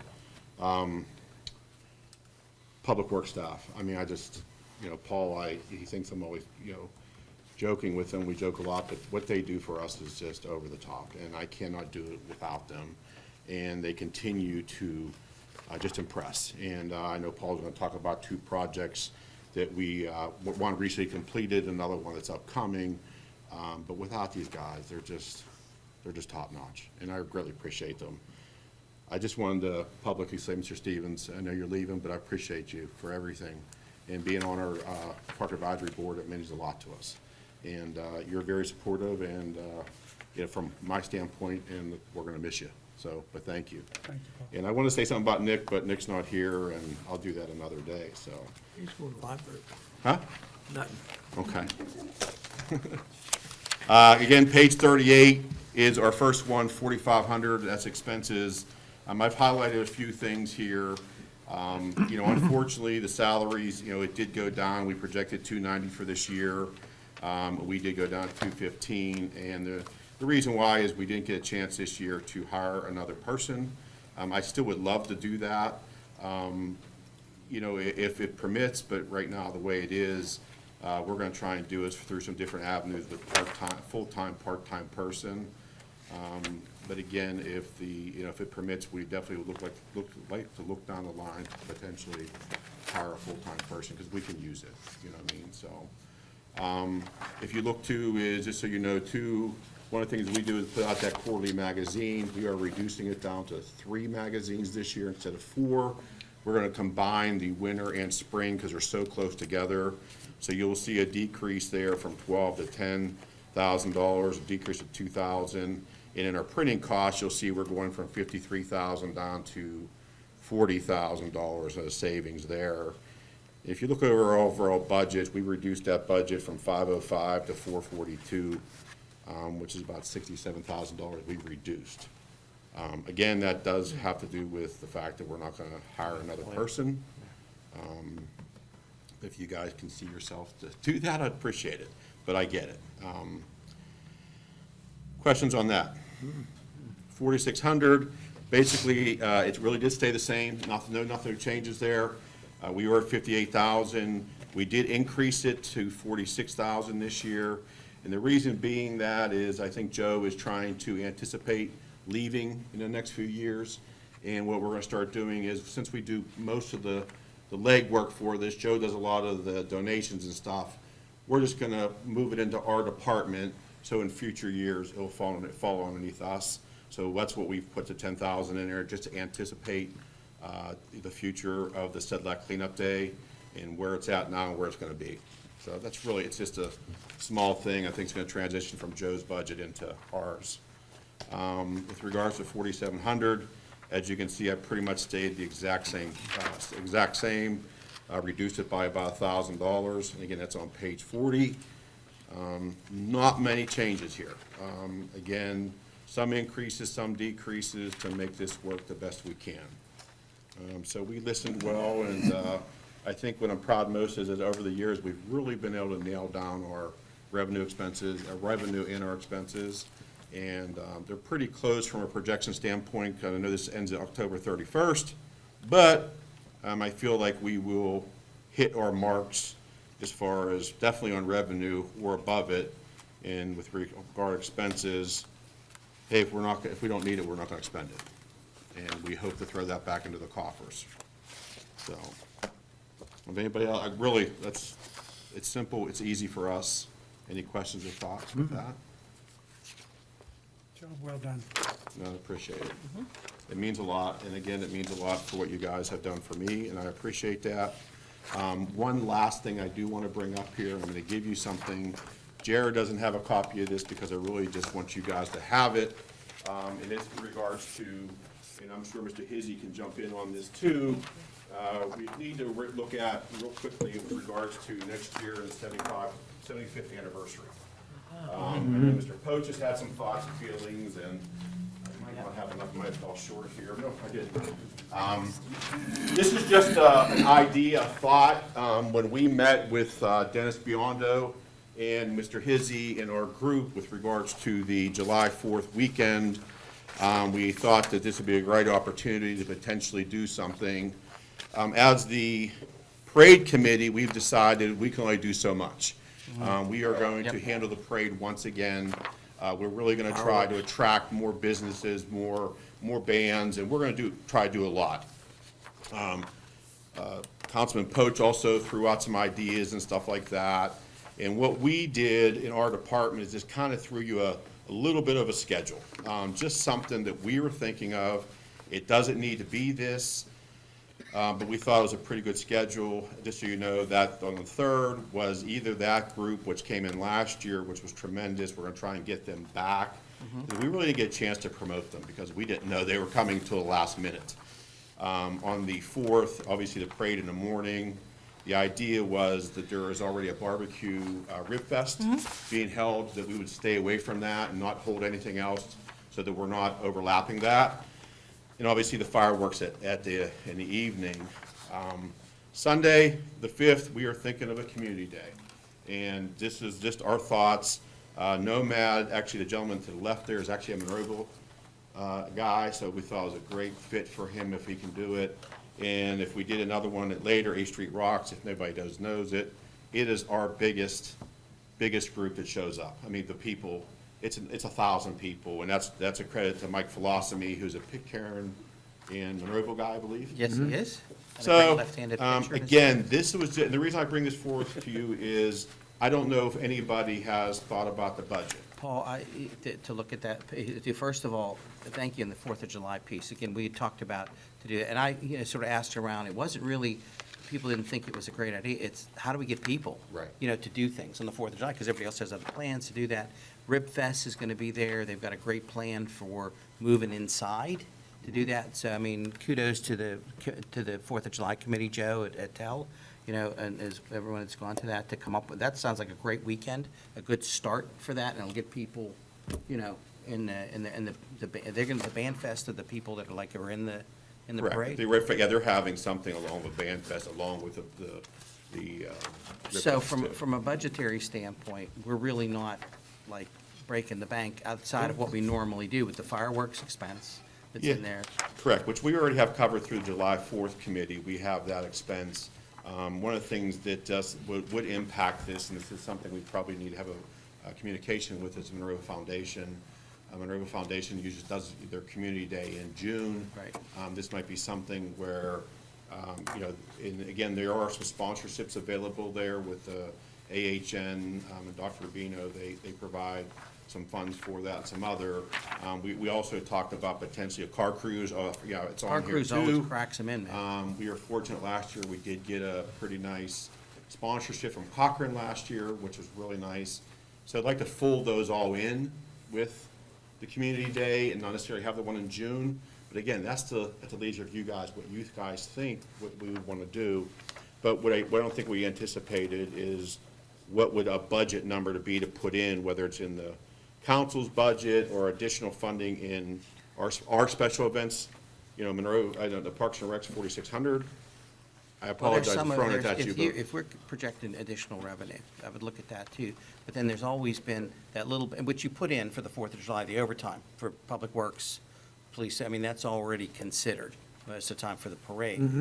we don't The pay parade. them. Yeah, You they don't, just no, but it's already, they Yeah. already have those considered. The Yeah, only numbers thing that would budgeted. be different is on either of these other events, is there other public works or other overtime, but otherwise, And what's nice too is a lot, some of this is already covered because if we move Community Day over to this, they were already working Community Day. So Paul, it's basically, it might be some extra people, but usually they're there for the whole day anyhow. So we're not talking about a ton there. What we are saying is if we have to bring in an extra band, if we're gonna pay for a foam party or, food trucks, we don't charge them, they just come in and do their thing. So, Is it possible, because we're gonna be doing the your council budget a little later.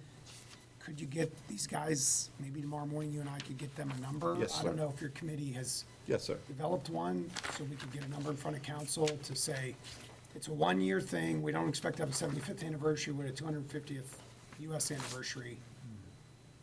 Yeah, I think that'd be a smart thing to do. So we actually put this number together based on what we know as far as the foam party, Nomad and A-Street. We're right around $6,000.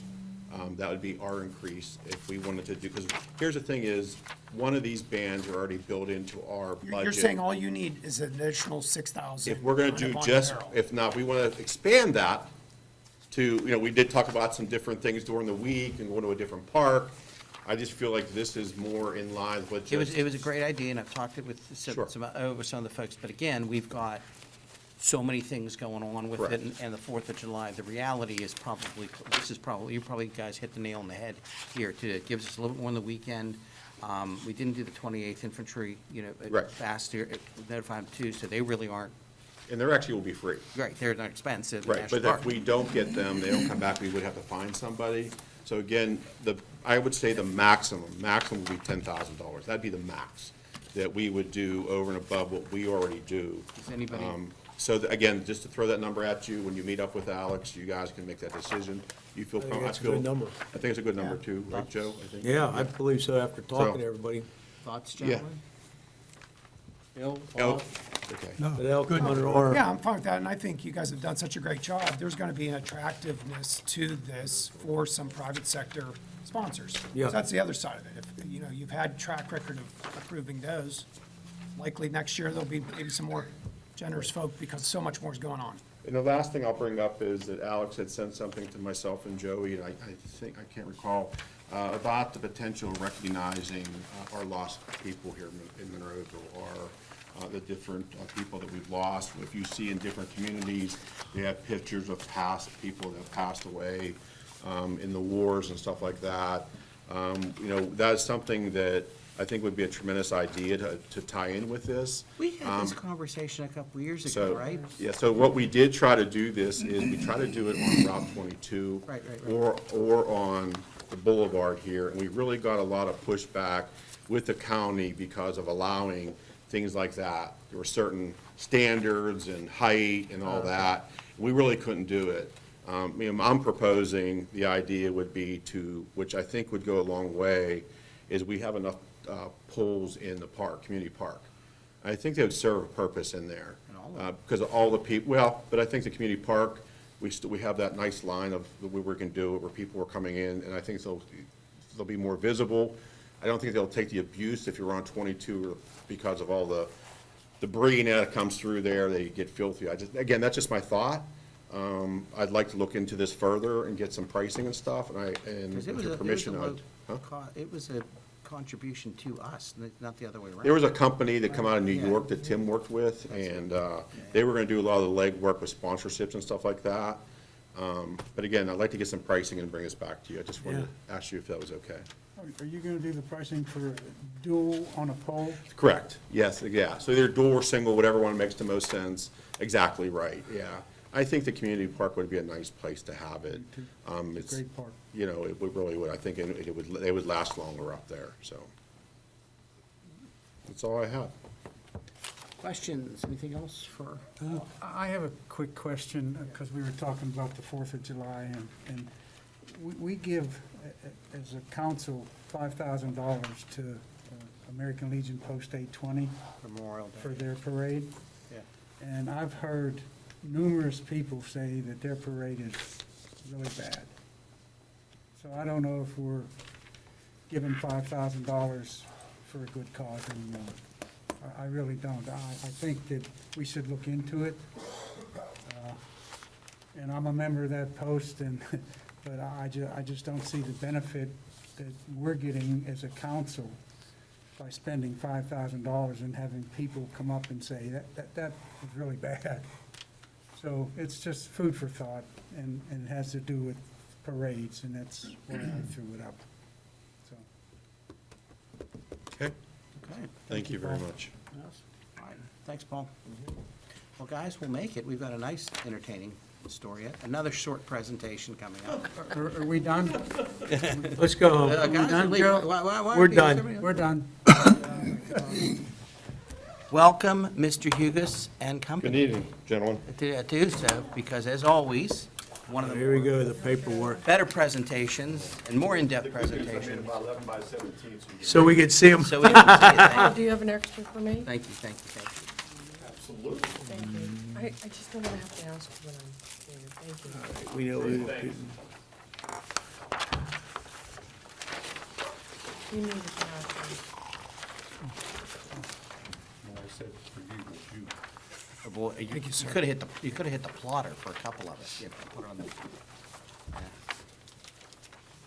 And rolled it out. Thank you, sir.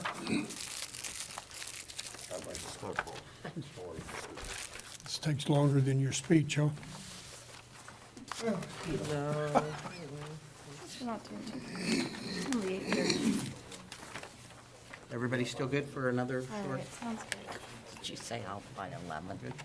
Gonna need to have a morning line, Jason. Community development, 300, a total of 500,000. Ain't bad at all. Yeah,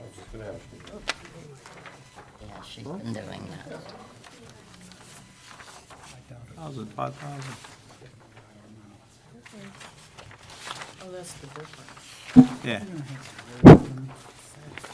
I know the community well, and I know the guy that runs the parade for him. I'll stick on and talk to him. Page, where's he still at? 23. I regretted saying what I said, but I think it needed to be said, so. All right, good evening. There's nothing good bad. How's everybody? Good, sir. Does everybody know Courtney? Hi, Courtney. Hi, Courtney Courtney. has volunteered this year to be part of a process, which I absolutely was excited about. She helped me a tremendous amount, and so she's gonna finish out with us here tonight on the budget process. So, as usual, I have a handout for you. The first handout is the organizational chart. When you look at that, you'll have everybody's name that's within the department, the page number that referenced in the budget, and the budget number themselves in the budget. So, and then the second page, we'll be talking about 19 budget line items. So under department will be the line item, or the department, the description as it reads in the budget. FTE is the full-time employees, so there's 72 of us in total, full-time. And then under part-time is 16. When I reference 16, that's zoning hearing board, planning commission, and part-time refuse. Of those 16 people. There's the 2025 budget revenue section, and then the 2026 budget revenue section, and then the budget difference between those 2 years, so you can easily reference that. The next column is the page number of the expenditure that you have, the 2025 budget expense, the 2026 budget expense, and the last column is the difference between those two line items. So it's an easy reference of where we're going to go from on each budget line item, the 19 line items. Okay? Any questions on those? No, let's go. Any questions on the organizational chart so you can keep pace? Mr. Stevenson, are you good, or you need me to, I'll get you a crayon? I'm okay with it You're good so far? for the moment, Paul, Okay, Crayons are good. but I reserve the right to reiterate. understood. Thank you. Okay. We are going to start out, Jared, if we could go to the PowerPoint real quick. Going to do a quick PowerPoint on some goals and accomplishments this year, some special projects we worked on, as well as kind of what we're going to head into next year. Maybe. Okay. Got it. Okay. We're going to start out with vehicle maintenance. You guys have all been through the Public Works facility, understand what we do there. Some quick numbers with vehicle maintenance. So these are as of November 21st, these statistics. We've had 854 repairs that come through the facility. 458 of them are Public Works and Engineering vehicles, 220 Police Department vehicles, 169 Fire Department and EMS vehicles, and 7 miscellaneous. When you see miscellaneous, you got to think like the generators we have around, so the emergency generators, we have this facility, the senior center, we have a generator at the parks. Those are like the miscellaneous items that are in there. The next is refuse and recycling. As of the end of October, we've collected about 8,722 tons of refuse and 784 tons of recycling material. The garbage truck that you see on the picture was recently delivered to us at a mere $310,000. 2 years that takes for refuse trucks now. You hear fire departments go up, they talk about 3, 4, 5 years. Even the refuse trucks are 2 years now, lead time. How many does that make we have? We have 5 plus a recycling truck. And the reason we have 5 is that there's 3 dedicated routes. Obviously, each route, 5 days a week, 52 weeks a year. So you have 3 dedicated trucks, and we have 2 spares because inevitably one is down for some reason or another. And if there's one thing you don't do, is miss refuse. Constitutes a lot of phone calls. Yes. Animal Control Office. You can see a nice picture there of our animal control officer with an owl that he had to retrieve from a park. It was stuck in a fence, unfortunately. Some quick statistics with the animal control. They had 85 dog intakes, 55 cat intakes, 130 animal control calls for duty, approximately 300 deceased animals he had to go collect. And then he attended numerous public relations activities and attended several special or continuing education classes. 24-25 winter season. So we had 25 winter maintenance events in the 24-25 season. This is an interesting statistic. Our first event was December 2nd of 24. The last one was February 17th of 25. So in that period of time, it was kind of rough till the lake froze over, basically. But in that period of time, we had a lot of calls, but winter ended very quickly. We used about 7,300 tons of salt and about 2,400 gallons of liquid salt and/or brine. Is that a normal amount of salt usage, or is it low? We typically go through about 6,500 tons of salt per year. Yeah, so being an abbreviated winter, we still used a lot of salt.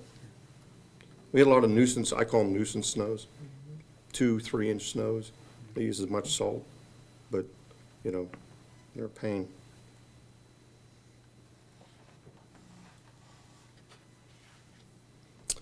Some permit activities from the engineering department.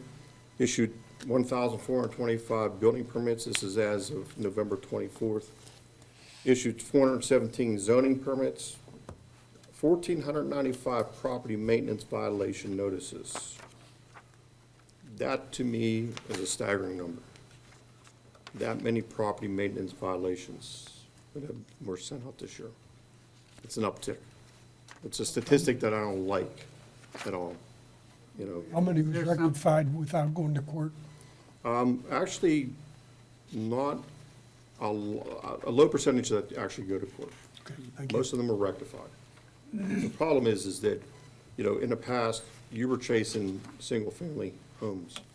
Now we're chasing commercial dwellings for property maintenance.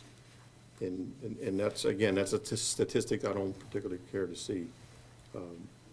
Was that more weeds and high grass, or is that more something on the property and It something is else? weeds, high grass, refuse, garbage, vehicles, things of that nature that Broken is windows? becoming more the problem. I'm sorry. Broken windows, building damage? Not necessarily that much. Sometimes you get, one of the requirements in the property maintenance code is screens, Okay. screening in your windows, things like that, gutters, drainage, downspouts.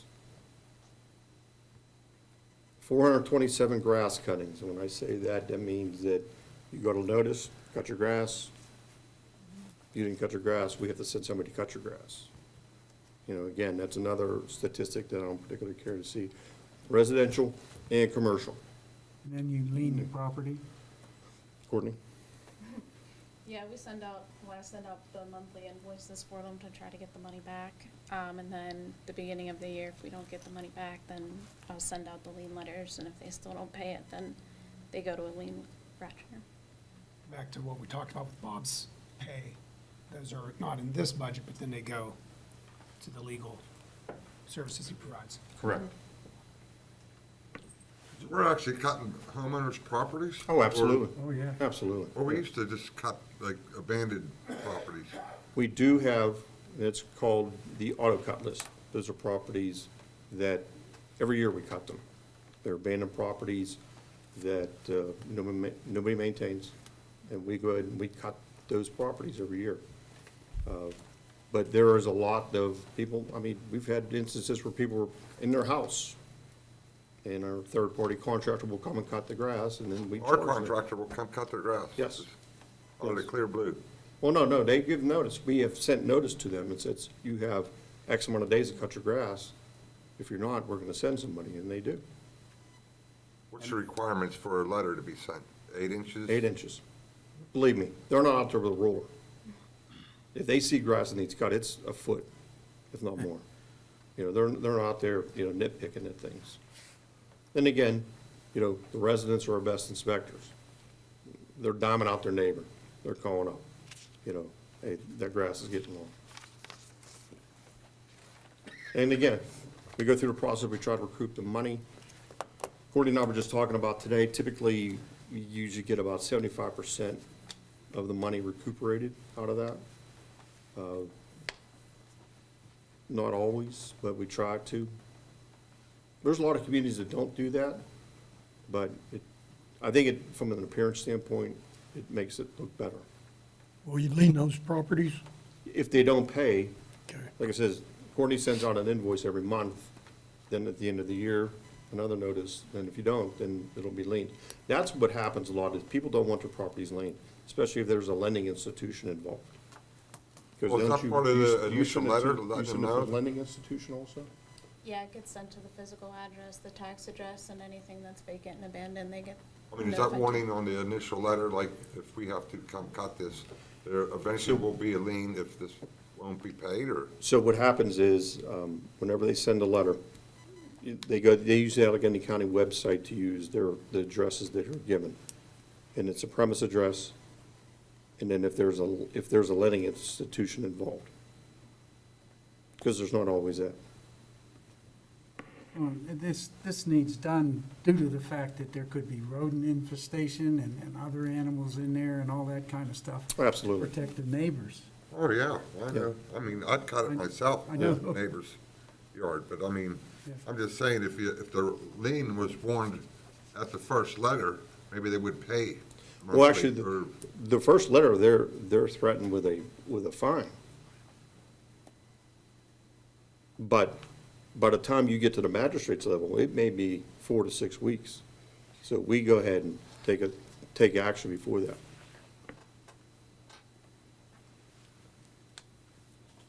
Any more questions? Good. Okay, occupancy permit activity as of November 24th. Some interesting statistics here, guys. We have 23 apartment complexes. Out of those 23 apartment complexes, there's 4,264 apartment units. We issued 983 apartment occupancy permits, so what that means is anytime an apartment unit becomes vacant and they're putting somebody else in it, there's an inspection done and an occupancy permit issued to them if there's no violations. We've issued 354 single-family occupancy permits. And what that is If you're selling your house, before the next person occupies it, we do not hold up a sale. But before the next person occupies it, you have to get an occupancy permit. And then 88 single-family rental occupancies, and that is our rental homes. We're gonna get into it a little bit here, but, we're gonna be probably by the end of next year, Valley West, which is the development behind Target John Eagle, you're looking at another 450 units. We're gonna be approaching 5,000 apartment units pretty soon here. Do you know what It's the a lot of occupancy apartments. level is of all of those together? I'm sorry? Do you know what the occupancy level is of all of those together? No, because they vary between, if they're, a single bedroom, 2-bedroom or 3-bedroom, depending on where they're at. Do you also mean the total population or the occupancy rate, like you have at a hotel? Is it they're like 95% full, or are they 100%? I was just trying to figure out if they Yeah. were 80% full out of No. the 4,000 or whatever I it got is. you. Yeah. Do I we know still, that Cypress was really curious to know the numbers we had, because if you remember, they talked about a residential component with the redevelopment of the mall. Right. And they were sort of saying, well, what do you have in the queue? Right. And that kind of was You got one there? tempering, You have your pulse their with the interest. apartments. if you remember. The majority of them are full. There's some higher turnaround in other complexes. Some, they tell us when they're moving in, they don't tell us when they're moving out. do we still have Airbnbs in Monroeville? Less. Less. And Yes. if it's an Airbnb and they run it for 2, 3 days, does that need another inspection? No.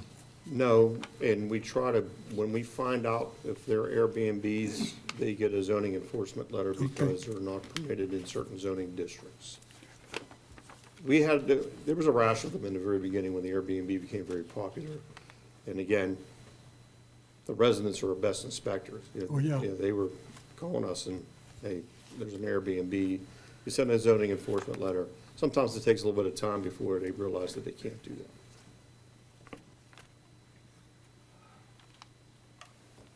And probably we'll just dovetail off of that. The other thing is, and this is a discussion I had with Chief Cole, is group homes. We're trying to track group homes as much as we can, but, you can't do anything different to a group home as you can a single-family home.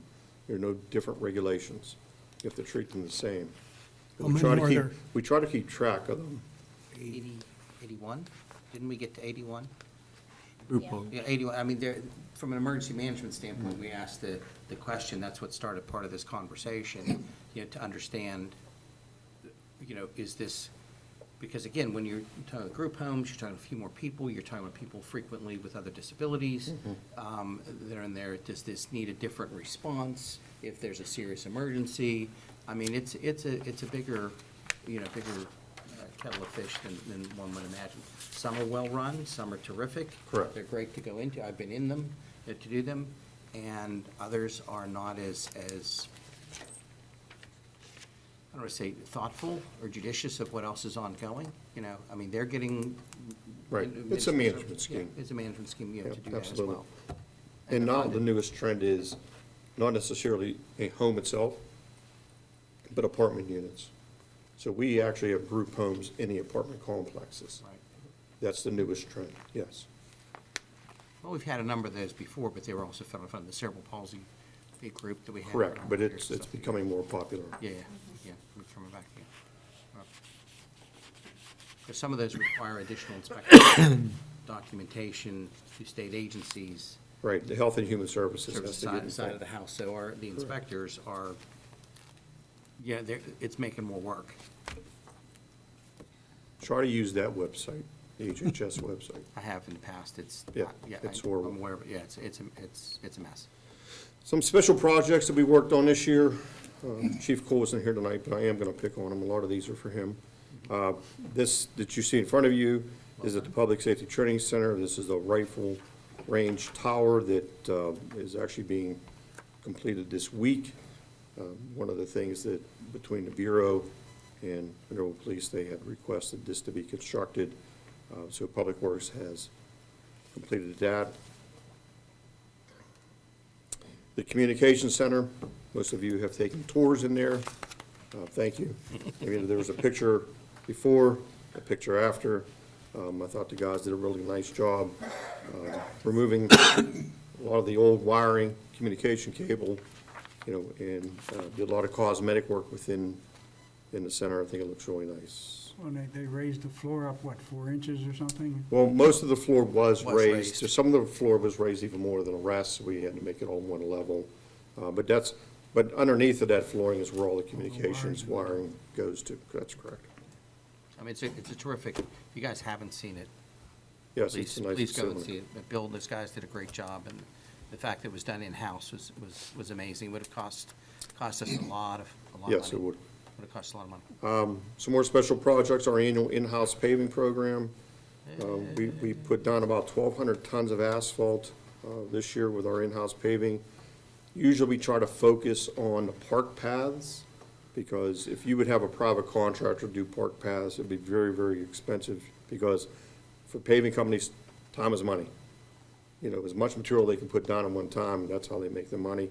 When you're doing these park paths and you have to shuttle asphalt back and forth from the trucks to the machines, it's a slow go sometimes. And then we did some small roads this year over Boyd Hill area. Joe liked what happened over there. I thought they did a nice job. Very nice. The residents were happy. When we plan on do that in '26 again. We rent the paving machine for the last 2 weeks of August. The guys know it's coming. They don't take off work. We spend 2 weeks putting down as much asphalt as we can. Was that asphalt money used for the leftover capital, the 365? So when we do the paving program, we put money in there for rental of the machine and the asphalt product Okay. itself. So it's I built didn't into. recall you saying we had 365,000 left after the bids.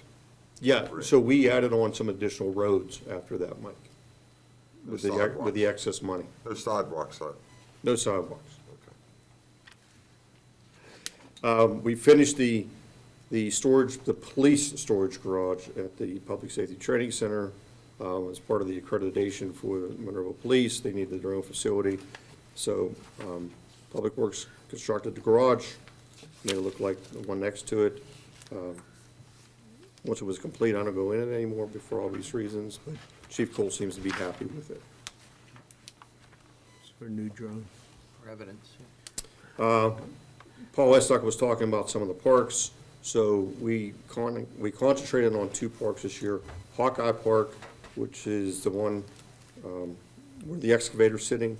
We removed all the play equipment, and there was some retaining walls. I know Bill's in the other room. There were some retaining walls were in bad shape. The residents were complaining for good reason. All that was removed. We made a bigger plateau. Matter of fact, you guys had approved 2 months ago $100,000 for the new play equipment, which got delivered Friday. So starting next week with that, the installation will commence with Hawkeye Park. Garden Park, we redid everything all the asphalt in Garden Park was rehabilitated. The Parks Maintenance Group, they did a lot of rehabilitation to some of the structures in there and redid the signage. It looks very nice. And a lot of this was ADA compliance upgrade. I'm sorry? A lot of this was ADA compliance. Yes. Equipment that was upgraded, that we've been kind of working on. Yes, we have been working on that. On this for some Yes, time to get it. And Hawkeye Park will be the same way whenever it's completed. Some engineering projects, those pictures that you see is Valley West, which is, again, behind Johnny Will Target. They're well underway in construction. The engineering department does the inspection of that facility during construction because some of those will be municipal roads. Some of the highlights here, again, you guys were generous enough to give us $2.5 million for the road resurfacing program. That was the design, bid, and administered. So out of that, there was approximately 40 miles of either municipal roads or parking lots that were either paved, seal-coated, crack-sealed, or fog-sealed. So, we were behind the curve a few years ago. We're trying to slow to get caught up. We were 50 miles behind the curve with our road system. So with the program we have in place, I know it's not always popular, but we're starting to get caught up. Obviously, we prepared the capital improvements budget for your approval. And then the inspection of Valley West, which we talked about, is about 450 apartment units when it's all said and done. Then we had this weather events. April was a storm event. You know, Public Works spent probably 3 days, continuous days, trying to get roads open.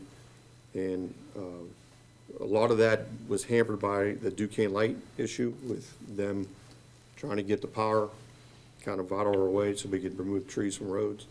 But, you know, that was a pretty big event, and that constituted a lot of overtime. I know Alex and I, we were talking about overtime, and I'm sure we'll talk about it some more tonight. But, you know, that was an event that constituted a lot of overtime. And then we were blessed enough to have another weather event in June with the rain event that happened on a Friday night. And we got a tremendous amount of rain. The pictures you see here, this is actually the bridge that goes into Speedway off of Route 48. That culvert was just totally blocked with the trees. Those trees were removed, put into parking lot of low K lanes. We had a lot of storm sewers that were damaged as part of that rain event. This one here was actually at the bottom of Macbeth Drive. We had some damage with the storm drainage along Hillside. If you went down, I know Eric just left, he drove down there on a daily basis to see that progress of those repairs. And again, this was another item that constituted a lot of overtime. All right, and then one of the bigger things that we did this year was, and I know that, Mike, you had some specific questions about this, and Courtney's gonna help me kind of explain this a little bit. So, we developed what was called the Monroeville Permanent Tracking, or MPT, for the department.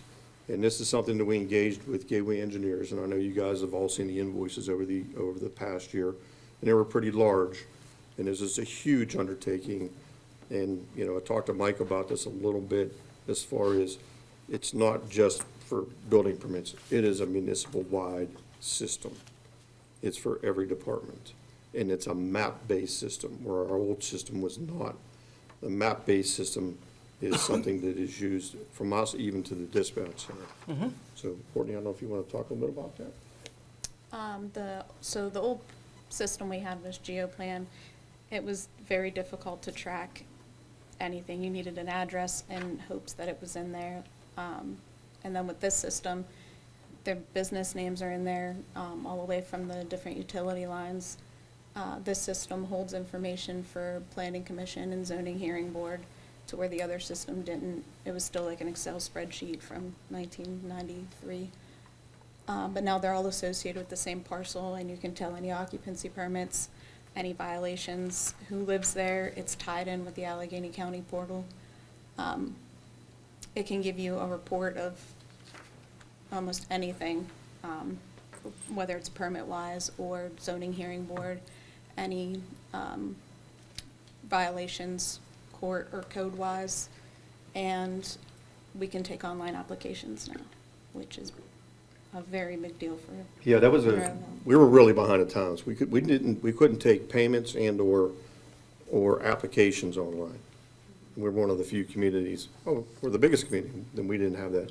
So is this program complete? It is Ready? complete. We're saying it's probably 98% complete, and here's the problem, Mike, is that, and Josie can appreciate when I tell you this, when you take a system that you've been using for 10 years, and you take that system and you want to dump that information into a new system, a lot of times you got an apple and an orange. It's not a one-to-one relationship.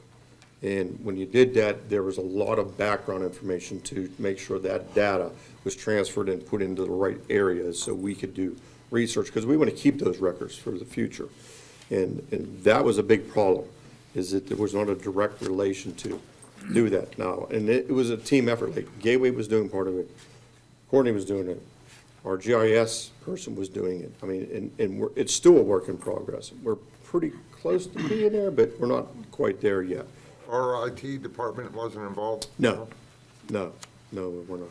And the online payment too was a different animal in how we accepted, and we took baby steps. We didn't broadcast it. We told some apartment complexes in the beginning, hey, you can apply online, you can make your payments online, because before, everybody had to come to the window to get their permits. They had to come to the window to make their payments. And, you know, when you're talking about that many occupancy permits, like for apartments, that wasn't popular.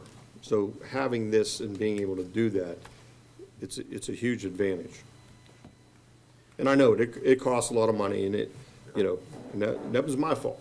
I mean, that was just because I didn't anticipate that transition to be that, it was not a user-friendly situation. Is there gonna be a maintenance fee on? There will be not a maintenance fee. You know what I'm talking about? Operating fee? Kind of assistance-wise. They had given a manual to our GIS coordinator so that we can do everything in-house. Before with GeoPlan, we couldn't. Anytime we needed a change or something wasn't right, we had to go to GeoPlan, and then they charged us their fee. So right now, our GIS coordinator is going over the manual to make sure that she knows everything on how to do all of our in-house maintenance. Anything above that, we would have to go to Gateway for, but that would be very minimal since it would be in-house now. When you see the budget, there's gonna be, every department has an ESRI, ESRI license fee. And that is a fee that's associated with using the mapping itself, not necessarily the program, but the mapping itself. So that mapping, again, is used by every department. So if you go to the camera truck at Public Works, when they camera the storm sewers, they use the ESRI mapping. That's like the basis of everything. So when they're doing the camera work, they can take that camera footage and they attach it to that ESRI mapping for future. So every department has a license. Holly at the front desk has an ESRI license. It's just how the system works. So your question is, there could be some ongoing, and it's built into the budget, but then each department has their own ESRI license. Alex has an ESRI license. So what you're saying, there's gonna be a fee, monthly fee? to Not a Gateway? monthly, no, not a monthly fee. There'll be a yearly fee for the ESRI licenses, and then a periodic fee if Gateway has to make any alterations to this. So by the end of 2025, this experiment should be over. We were paying ESRI I'll prior be to curious to also. see it. Yes. Yeah, and I tried to explain it before, it's a very voluminous program. I mean, it did take a lot of time and money to make what it is, but it's the guys in the field are more productive for this. They could do everything in the field. They basically, their cars in their office. They can do everything in the field. The only thing they have to come back to the office for is certified mailings. You can't certify mailing remotely. You have to come back to the office to do that. And the key that links a lot of this together is the simple information we've had for a while, the GIS coordinates of whatever's ongoing, as opposed to the street address, which may or may not be Correct. consistent with everything else. So the Right. fact that we have had, and I know this happens with the dispatch software and the other software, they're not talking to each other yet, and I don't think they need to yet, but at some point, that data could be added at GIS coordinates ABC, west, east, north, a fire occurred. That information then is tied with the same. And a lot of the information we try to get to the dispatch center Right. for their system. Hopefully that at some point we'll talk again. But, the group home information, dangerous structures or unsafe structures that we had to post, we get to them. So it is all part of it. The mapping is the basis of it all, unfortunately. That saved us on the dispatch center. Correct. Tons of money as well, because we already have that too. I know they don't talk to each other directly all the time, but the fact is the information's there, and it's based on the same piece of GIS. Correct. When a house gets demoed, then the digits to the address don't exist anymore. And with GeoPlan, you weren't able to tie in the parcel ID with that address anymore, but if it never gets a house put back on it, then it wasn't able to communicate with each other. And now you can search the information for that specific parcel. You can look up a business name, you can look up a homeowner's name and find which house they own. And it does the lien paperwork. It prints it all out for you. So to Pat's point earlier. Well, there's two sides to every story. Right. So Do you need this to?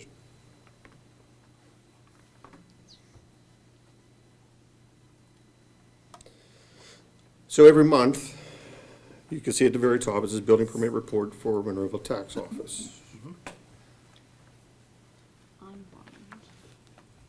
So are they. Well, at least Mr. Stevens. No, no. Anyway, this report is sent to them every month. This report is sent to Monroeville Tax Office and the Allegheny County Assessor's Office, so they understand every permit that is issued. Okay? When people come upstairs and talk about opening a business or get a permit, stop at the tax office on your way out. I don't know if they stop or not. We're not gonna we're not gonna hold our hands to come down to the tax office. But the information is transmitted to them every month. We've asked for information from the tax office to give to us, which never happens. Because they give business licenses out to people who run businesses in their house, then we ultimately find out, and they said, well, we got a business license. Well, you can't run it out of your house. I can recall a number of those cases Yes. where we've asked the Right, question. and we've asked, can you give us that information? We give you a monthly report, can you give us a monthly report? The answer is no. The specific topic was for the commercial occupancies, Mm-hmm. because we do require those. This particular report has them in it, like this says occupancy, commercial only. And then it'll give you the owner and the address and the parcel and whenever they had gotten the permit with the permit number. So if I'm not mistaken, that we do make available to somebody that inquires for a permit, a lot of times online, a checklist, like, oh, you've got to do the following things. Online, yeah. We don't have the checklist at the building and No, I understand. I understand, but for people to apply, and we talked about that, doing online, so they can apply to that and assure that that information in there, to reiterate what you were saying, Paul, in the last, and don't forget to stop the tax office. Right. I mean, if that needs to be addressed, then that would be a communications internal, function to do that if it's an online or web piece of that too. So, that solves the problem, but here's the data, is what you're saying. Yes. It's available. But how could you make that work? Because it's not working. I agree. Again, if you tell the person, here's your permit, they sign, pay, stop at the tax office on your way out, and they walk And they out the don't, door. yeah. I don't know how I you solve that. understand. I'm wondering how we can fix it. Mhm. That's all. Well, they're providing the information back to the tax office to follow up for them as well. Right. That's the kind of break with it, that's a difference between, I'm sorry, Paul, I'm stealing a little bit too, but that's a topic we've discussed in the past, is the tax office for us is a row office, an elected piece of that as well. So they do somewhat, by that statute, there are a number of things we really don't have to do that we do Right. to supplement and make the tax office work, okay? That's by that statute, it's in there. But they're really kind of, the municipal department, we pay for them, we're involved with it, people and staff, but they have a different function.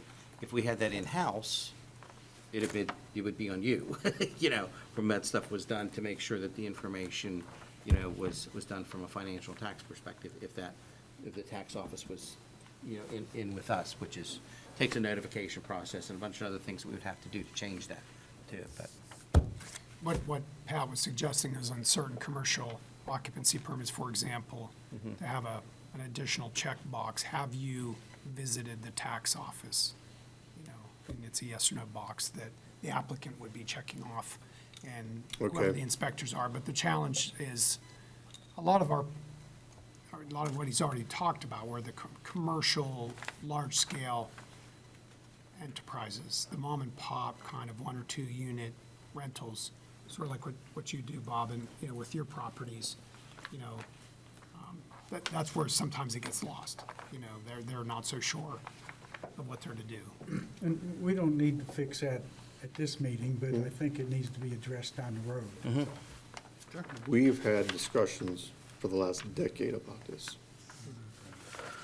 Well, we probably need to sick the manager on them. He's the head, and what we're trying to do is keep the taxpayers from getting ripped off. I don't, listen, and I don't. that's the bottom you're line. preaching to the choir. I'm just Yeah. telling you, this has been a discussion we've had for the last decade. Well, I want to commend you on your charts and that. Big numbers, See big that? letters, and it's all underlined, and it's easy for me to follow, so, thanks, it's That's what always we nice aim to please. see that. That way you don't call me tomorrow. No way. I got you on speed dial. That's the truth. All right, so heading into 26, obviously, we have some projects already in the queue, and that list will grow very quickly. We have to finish the concrete at the rear entrance to this facility and finish waterproofing the one section that has not been done yet. We're slated to install 54 Frisbee golf tee boxes at Community Park West. We received $15,000 from Visit Monroeville to fund the project, so we're going to forge ahead with that. This kind of early winter, depending on what we got, I don't know what kind of weather we're gonna have, but we'll try to get it done. Obviously, you heard Tara talk about some senior center projects that are in the queue. We're gonna paint the exterior, paint the exterior of the berm building at the training center. What kind of paint do you use? We've been talking with Sherman-Williams, to be quite honest with you, about the type of paint that we're going to need there. Obviously, some of it has to be related to heat, because 2 of those rooms are burn rooms, but the rest are not. But we're gonna have to rent some equipment, some lifts, some equipment to get it prepped and painted, but it's going to happen this spring. It's been something we've been talking about for probably, Joe, 2 years. Yeah. Is Not this on out three- of the not on fire three, department's actually. budget or public works budget? I have not determined yet, Mike. It's on my list to do. Well, there's a training center budget. It is, I'd be more than happy to spend Doug's money. Well, you're the deputy, so I mean, it's a I think we little bit, help out of enough yours as far as too. What's doing that? You know, you're the No, deputy. no, it's Doug. I like spending Doug's Yeah, money. well, it's- yeah, You see a he's lot got- of projects. Matter of fact, some of the projects I didn't mention of Doug's, I gotta mention Doug's a couple times, is the bathroom and shower room in the basement for the police. And we put a new kitchen in the tactical building at the training center also. But back to the question Lockers. that Mr. Adams Yes, and the Mike locker. is raising. Correct me if I'm wrong, there was a grant associated with this painting project that the fire companies had originally acquired, I don't know the answer to that. is my understanding. All I'm saying is material-wise, whatever department it there is, was they pay so much, for it. yes. I agree. We are giving them It's the such a labor, long- I mean, free labor to I don't do know that if- and getting it done. I don't know if you guys bought a gallon of paint lately, but it's. And this is really expensive. It is very Well, just expensive. like the FBI shooting tire. I mean, Public Works didn't pay for that, No. but we built it for them. Correct. Like you're saying, like the materials itself were out of another budget, the labor was ours. Correct. Okay. We're gonna construct the stormwater facility at Patton Park. I know, Mike, we've been waiting for that to happen. We have a repair on Cabot Road that we've talked about from Route 22 to Asbury. We got a, repair. We've done some geotechnical engineering on that again. We're going to do that repair in the spring. And then, of course, the Monroeville Mall project, which we all don't know what it's gonna be yet. And the Cabot Road repair, a lot of notification again, remember? I know. This time, okay. And Do with you have that, anything budgeted for Elizabeth Street this year before that goes? that is part of the MS4 budget. It is, yes. And, from a geotechnical standpoint, we're gonna figure out what we have to do there. I've not forgotten about it. None of it's the water authority's problem because of the pump station? No, Oh, no. Soils, it's bad soils. okay. I mean, you look at it, Cabot Road, bad soils. They're. All garbage. It's, Yeah. you know, All garbage. it's, red clay. No good, Slides all the time. yes. All right, with that, I'm done with the PowerPoint. I'll switch sides here with Courtney. I didn't think he was completely. No, he's trying to beat Doug now. What's that? Trying to beat Doug on time here. Okay, 45 so- minutes. That being said, I'll go to the second page that I've given you, the spreadsheet that lists all departments with their page numbers and descriptions. I don't, unless you want to, I don't want to go through these line by line. We will start out, I do not have page numbers for revenue. I'm not gonna throw anybody under the bus, but I didn't have them. But you're talking $5,000 additional revenue is what Yeah. you project. So we'll just have to, we will look at revenue real quick.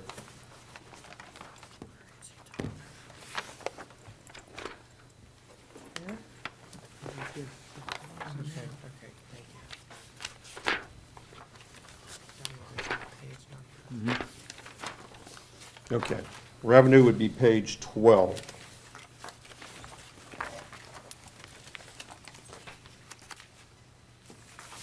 So there is an increase, we'd estimated an increase in revenue. Now, I will tell you, the lion's share of revenue is building permits. The building permits are based on square footage of the actual structures.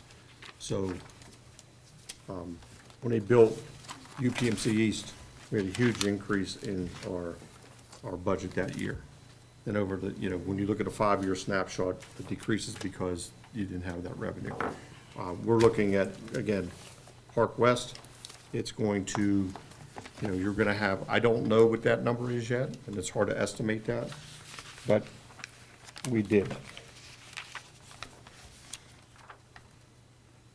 And then the expenditures are on page 22.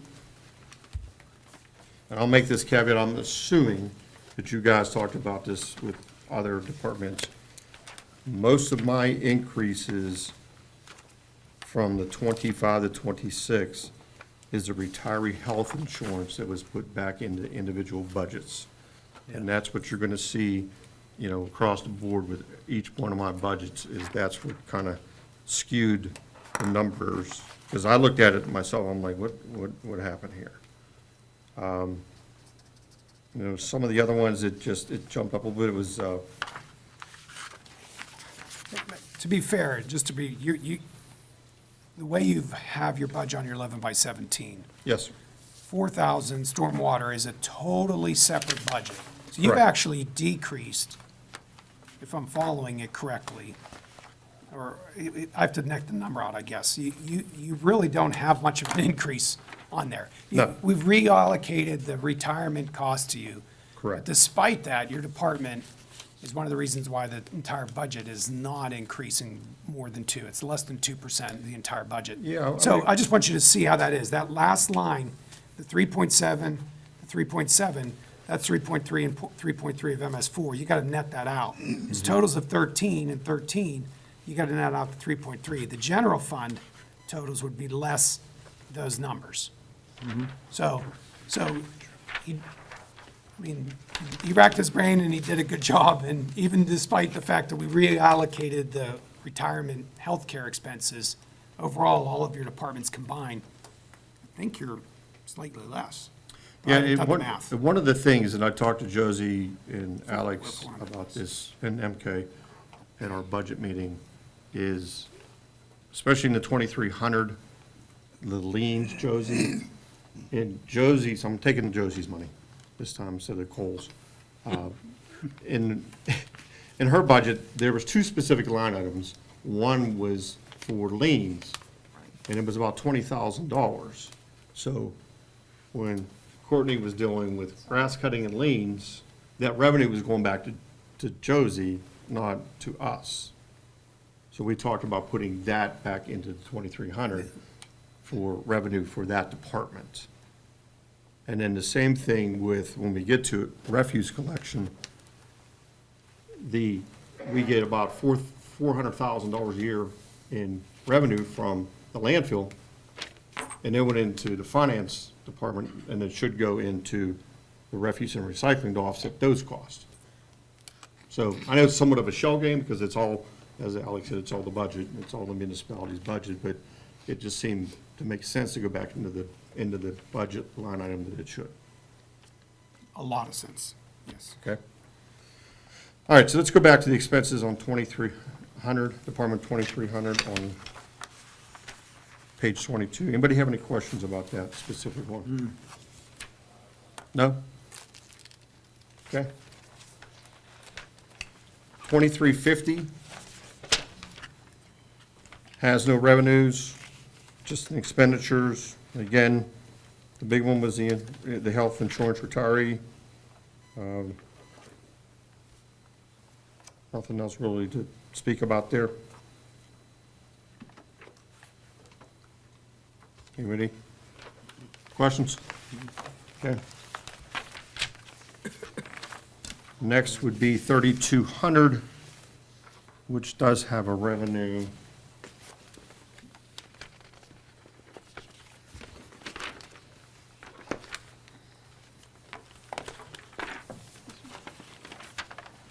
$3,200 does have a revenue.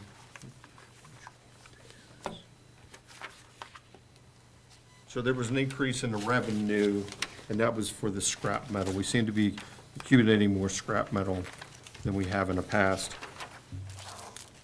That's why the increase in revenue in 3,200, and then expenditure of 3,200 is on page 26.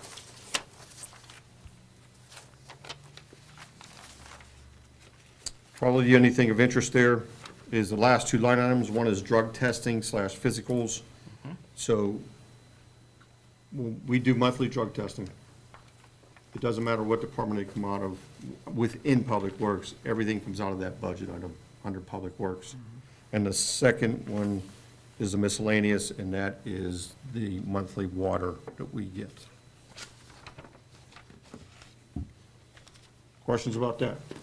Was that another typo? There was nothing budgeted last year for either one. Yeah, probably because we used to put drug testing in the individual sub-departments. Yeah, because it's hard, because it's a random pick, so you never know what department they come out of. So it seems to be easier just to put it in one department because you never know who you're gonna get. Could you have refuse guys, you could have public work, you could have somebody from the road crew, someone from the parks department, someone from the community park. So instead of breaking out into individual departments, you just put it into one. It's a computer pick, right? It's a lottery system out of the computer. Correct. So they say. So they say. Yeah, we talked about that. Mike? The next one is Department 3210, which is snow and ice control, and the revenue is on page 15, Courtney says. There is an increase in there just because we get more money from PennDOT and the county for doing their roads.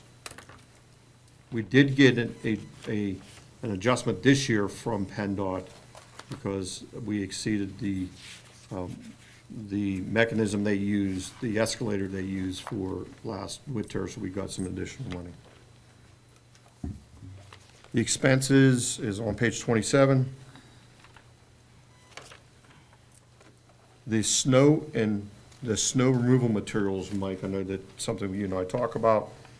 It should be removed from this budget. It goes into the liquid fuels budget. Which we never really had one before. Correct. Everything came out of here, and then Josie had to do a transfer because the liquid fuels money pays for salt, lighting, other things. Right. So actually, Josie, I'm curious about the 25,000 that's in there. It probably should be removed totally. It should be. Yes.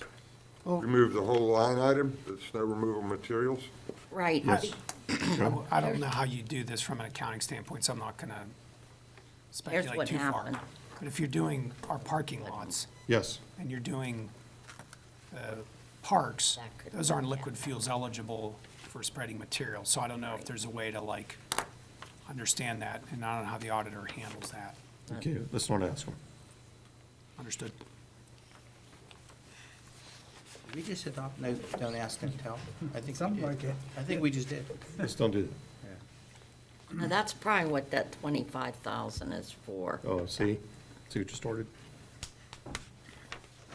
Any questions here? No. Good, thank So you. you're saying for your purposes and the auditor, you should keep a number there, so it doesn't jam you up? No, If he here- would question it? Here's what we did. Liquid fuels used to be included in the general fund budget, and I had to make those transfers, which really is confusing. So what we've done, we created a separate checking account for liquid fuels And so it's gonna be run entirely, everything for liquid fuels will be entirely out of that budget. And that's not here tonight. That's one of the extra budgets that we have, like MS4 and so forth.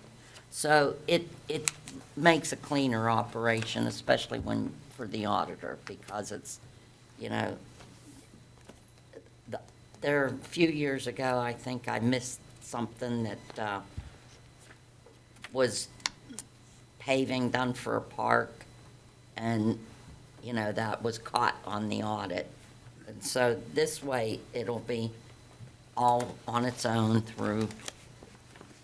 What I'm saying, do you need to leave that budget line open with 25,000 in it for that reason, or? Well, We have to as determine as that. Alex said, Now, figure out what that number should be. as Alex said, there's still gonna be parking lot, snow removal for parking lots, which you can't pay out of liquid fuels money, so.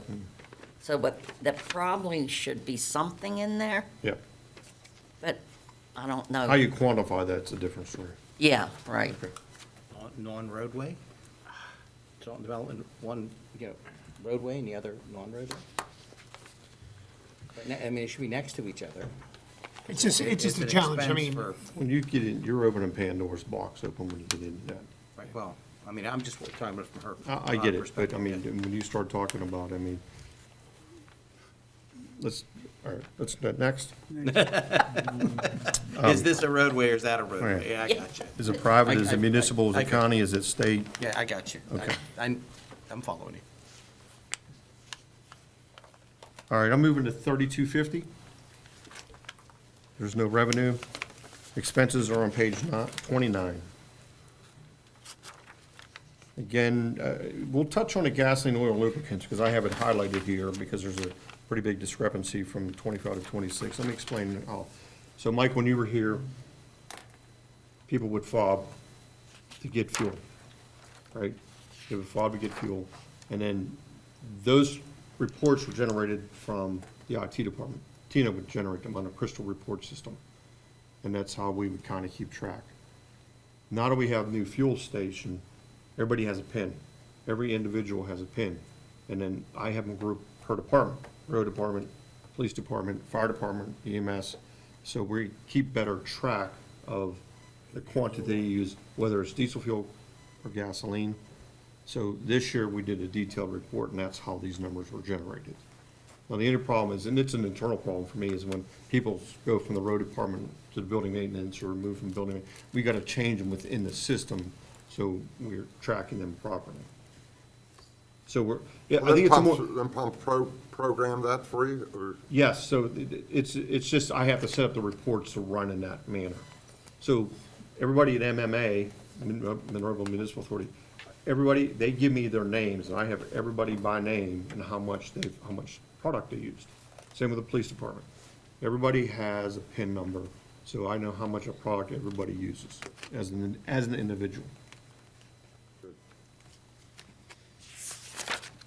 Any questions about 3250 street maintenance? One question for Josie. On 3240 street lighting, are we taking that money out of liquid fuel budget also? Yes, that's, Okay. yeah. Yeah, that's why it was removed from the spreadsheet, Mike, because it doesn't appear. Now, I noted there was discussion the last budget meeting about electricity in the parks. There's actually a line item in the community park for electricity for the lighting. Okay. Okay, park maintenance is 3260, Department 3260 on page 30.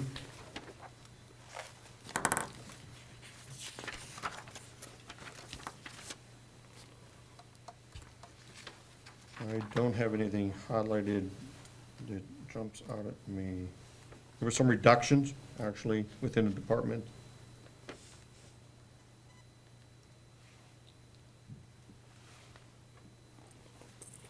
But I don't see anything that's is an issue.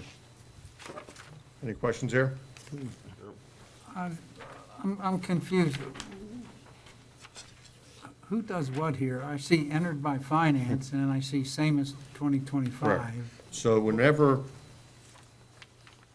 whenever it's time to pollute the system with the numbers, there are certain things with, that the department head has to put in, and then there's certain line items that the finance department puts in. So typically, we're first to put in, and then we put notes in just about every line item. And so, obviously, entered by finance, Josie's department does that. Where the other ones, the department head would do. And a good example, in this page 30, line 3, overtime, the department requested 70,000. The budget is 2026 is 60,000. Back to the earlier discussions, every department submits numbers to the AccuFund, and then they spend hours sitting with us going line by line, Josie, Kate, whoever Joe's involved in, some of those, MK's involved in a lot of those. And then we give them back to the departments to say, did we really miss something? Remember we mentioned a couple zeros? We don't want those to see. So we're asking them to go back and make sure that everything is looking pretty correct. But in this case, you know, we felt 60. The department is letting you know that we kind of think 70 is probably more accurate, and we'll see who's more right next year. But that's sort of the give and take dance that we do. For my group, it's more what product cost.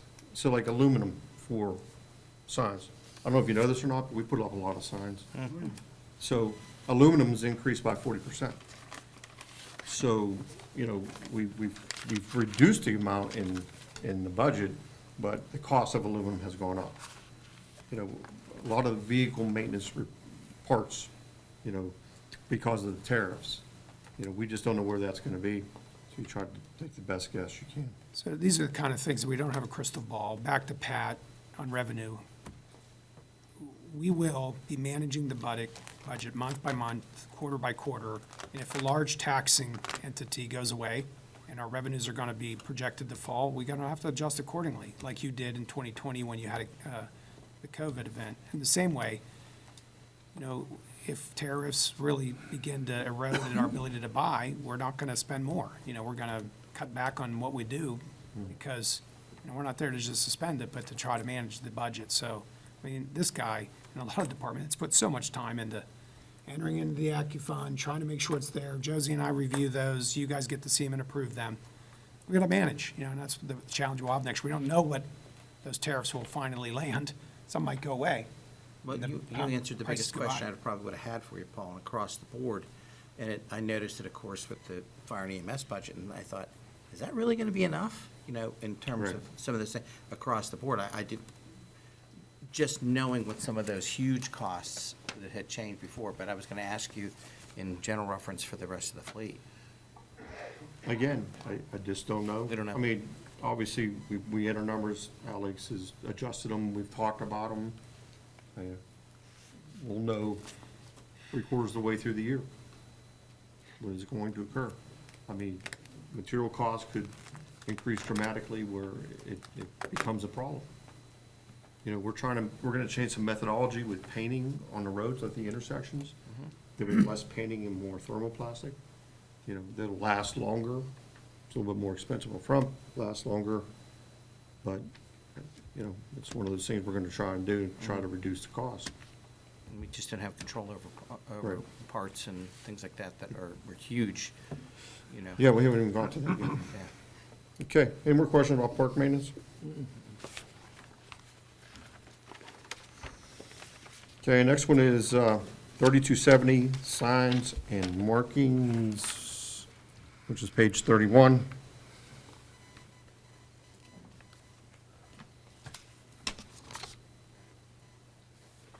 Again, paints and paint supplies, you know, it was reduced a little bit. And signs, you know, again, it was reduced a little bit, but, you know, we'll just have to keep an eye on it, see what happens. Any questions about that?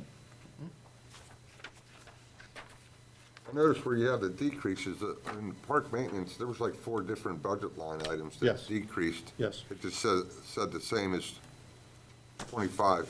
Correct, so when they were originally entered, they were the same as 25, and then Alex had adjusted them to a lower dollar amount.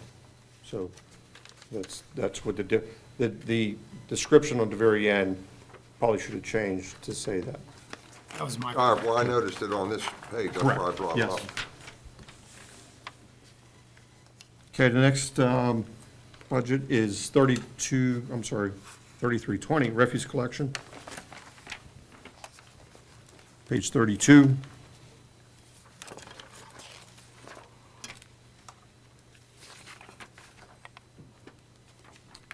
The increase that you see there is hardware. Now, you can look at the comments, the budget notes next to it, is that that's where we take the money to repair and/or replace dumpsters. That's why that, we have some dumpsters that are coming to the end of their lifespan. And I don't specifically can tell you how much a dumpster costs, because it depends on the size. But we do make repairs, people are great at the parks to jam the dumpster as far as they can, and then take the lids and slam the lids down, and then the lids break. And then if you don't have the lids, then the wind comes, and then the litter blows out, and, it's a constant Parks don't problem. have a budget line for dumpsters, or No, we typically take it out of the refuse, Mike. And then, the wearing apparel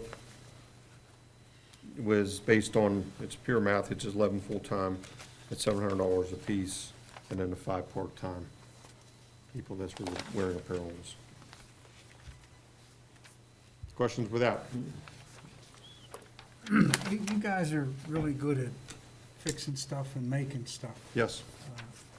This dumpster issue that if the lids are broke, can't you have We do. something made that you can put on No, there? we'll buy the lids themselves, and we brought dumpsters in and have refabbed them, welded them, painted them, and, but Okay. like everything else, you're gonna do that so many times? Yeah, But we do, absolutely. okay. Oh, yeah. It's nothing to have a refuse truck come in with a dumpster on the back of it, and we set it, especially in the wintertime. It's one of our wintertime activities. We'll rehabilitate a dumpster, yes. Okay. You gotta remember also, we do the dumpsters at the parks, at the swim clubs, I'm sorry, the swim clubs. So we gotta take care of those also. Okay, next one is vehicle equipment maintenance, 3330. This is on page 33. So we have no clue. Probably the only thing that you'll see there is an increase in motor vehicle parts. That's based on kind of statistics. We've had some pretty big repairs this year that we didn't anticipate. The tree truck, the engine in the tree truck, the rings on one of the pistons went bad and turned into rehabbing an entire engine. We had unfortunately, on the newer salt trucks, we have the DEF system, which is the emissions for diesels. We had to replace the DEF system at a mere $15,000 for just one truck. So that stuff is absolutely costing money. We increased the telecommunication line item just because there's more technology in the garage, there's more laptops, there's more programs that we use. The structured big computers basically now that we have to communicate with. The seminar expenses were reduced from last year, but we're still in the process of, I still try to send those guys back to as much Con Ed class as I can. 2 of them are EVTs now. Two more. Thank you. 2 more to come in '26. My goal is to get everybody done. Did So we'll tell have these those guys- certification. Add what that is. I know what it is. Emergency vehicle technician, it's a designation that the NFPA really looks for whenever you're working on fire apparatus. But also it helps with the EMS as well as even the police cars. Questions there?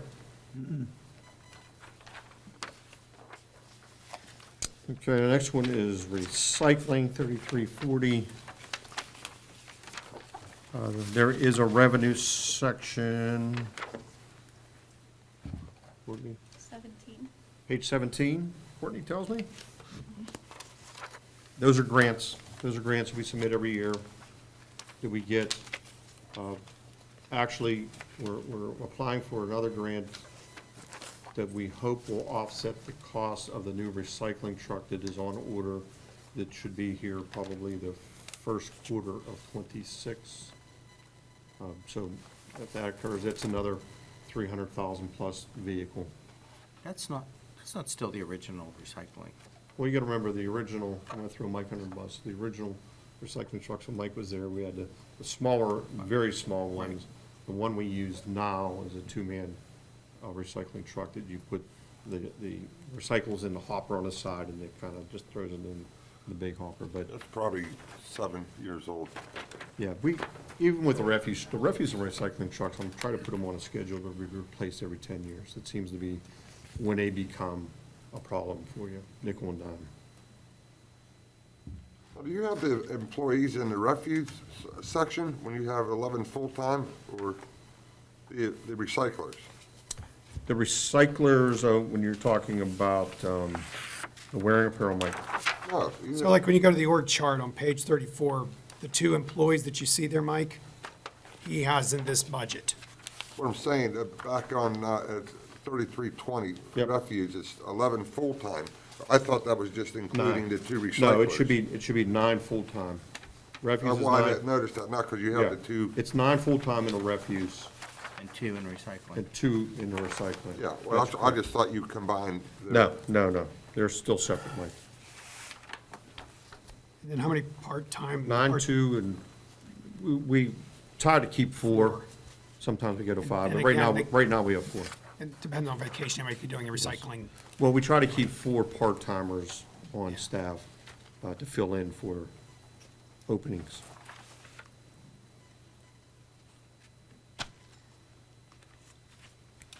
Any more questions on recycling?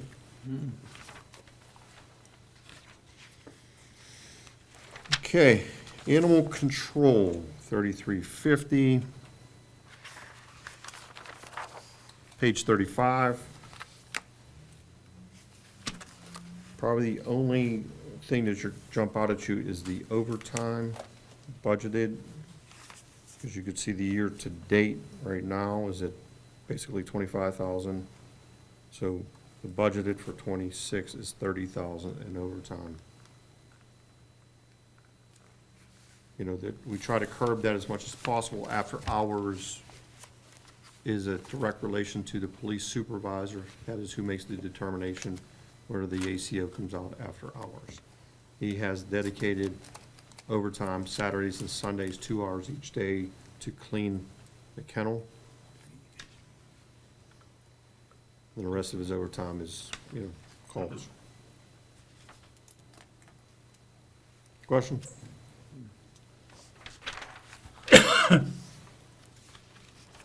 Okay, 3360 on page 36.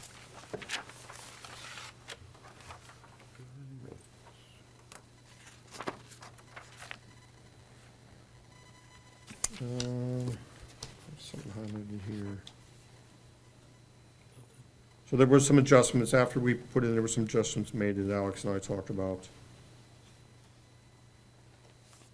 Nothing dramatic. There? Any questions? Building maintenance, any questions? Okay, next is Department 3365, excuse me, which is the community park, page 37.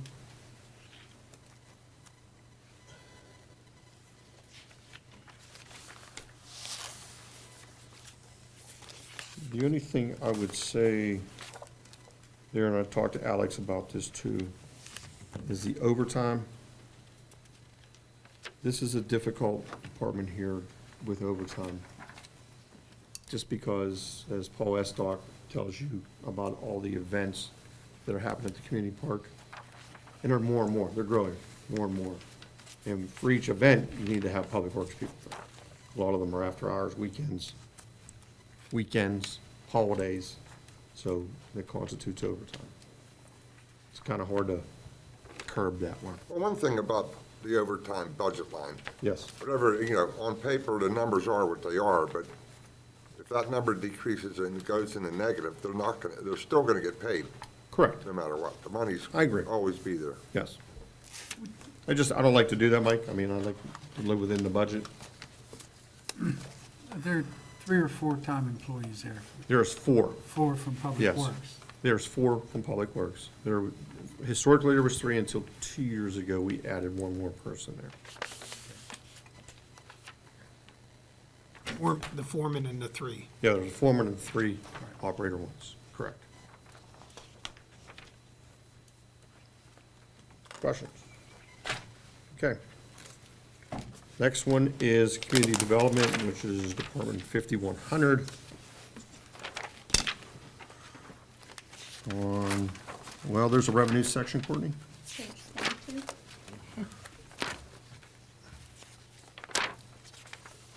You'll see that there's a reduction by $3,000.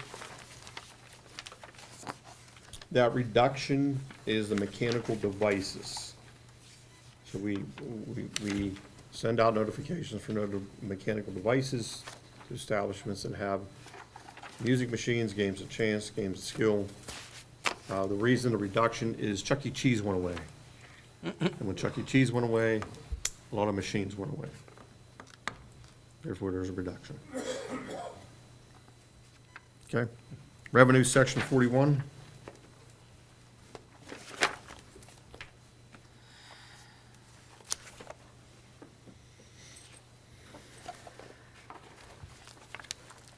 Probably the only thing that I highlighted here was the contract services. You can see that it's budgeted at $7,000, and it goes back to our conversation about the ESRI licenses. You can see where that comes from. Again, everybody has tablets in their cars, and that's what that dollar amount is for.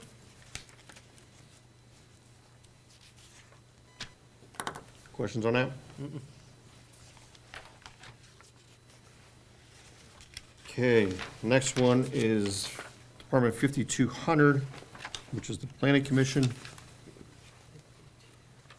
Page 42. It's a very, I wish every budget was that small, huh? $350. Don't we set, this might be out of the manager's budget.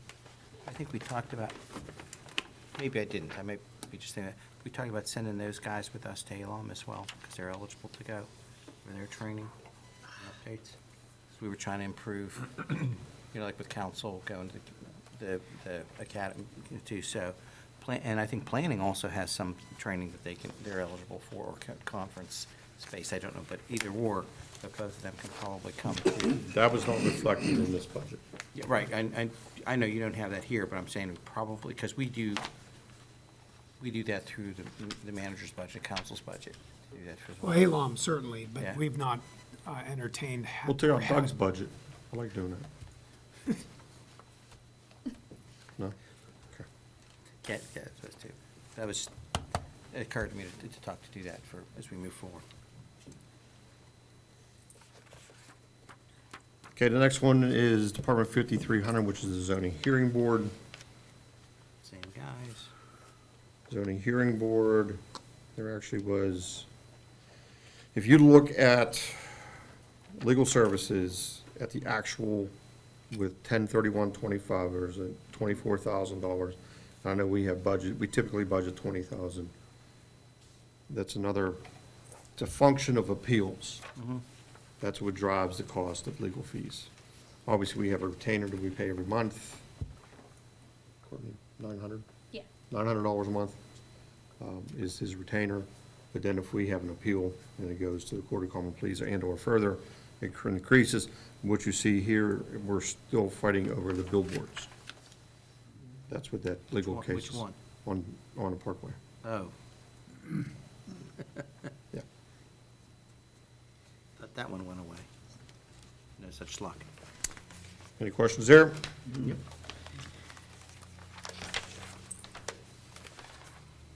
Okay, the last I have is the MS4 budget, which is a balance of, I don't know, I don't have anything to hand out for that Alex, for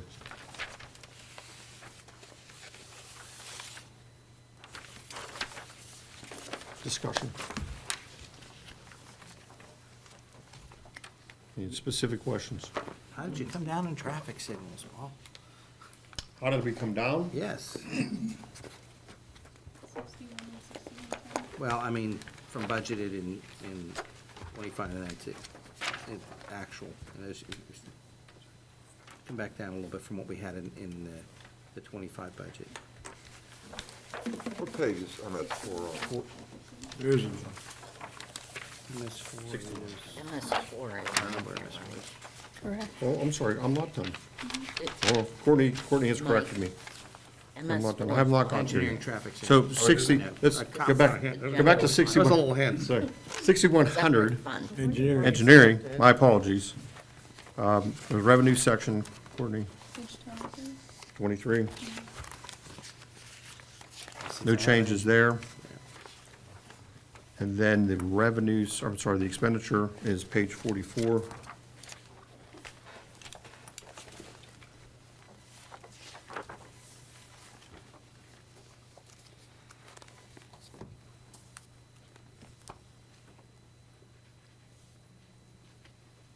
The seminar expenses was increased, and that's because of the new employee we have.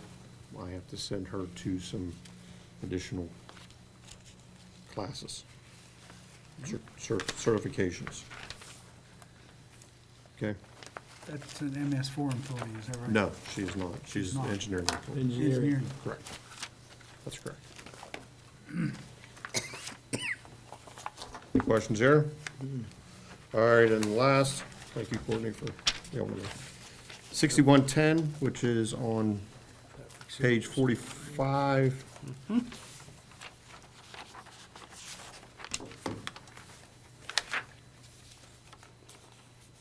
Budget from last year, then the budget to this year.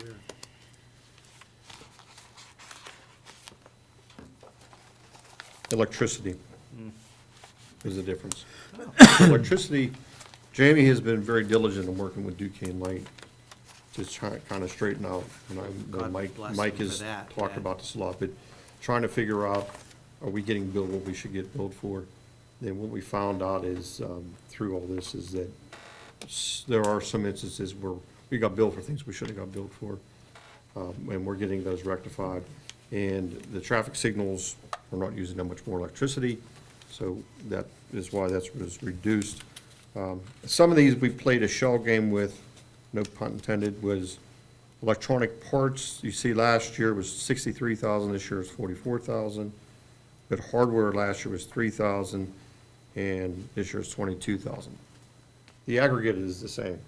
It's just that we have a certain finance director who looks at things that says, you're not taking that out of the right line item. She gets brave behind a keyboard, and she yells at us behind a keyboard.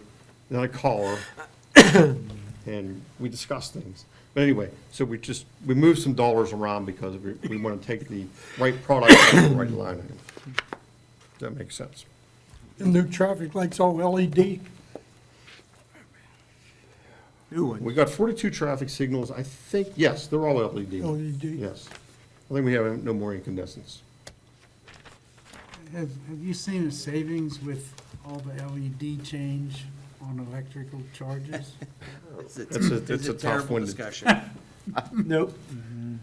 We don't see the electric bills, so I couldn't tell you yes or no. I don't know that. Does anyone? I could tell you from this perspective, whenever an intersection had incandescent bulbs and we had to put an emergency generator on it or a battery system, that battery system would not last long with the incandescent bulb. Now with the LED bulbs, it lasts a lot longer. So there's a lot less draw on it. But certain intersections take a lot more electricity, like the high school. You have a lot of approaches to the high school versus an Elliott Road where you only have a T intersection.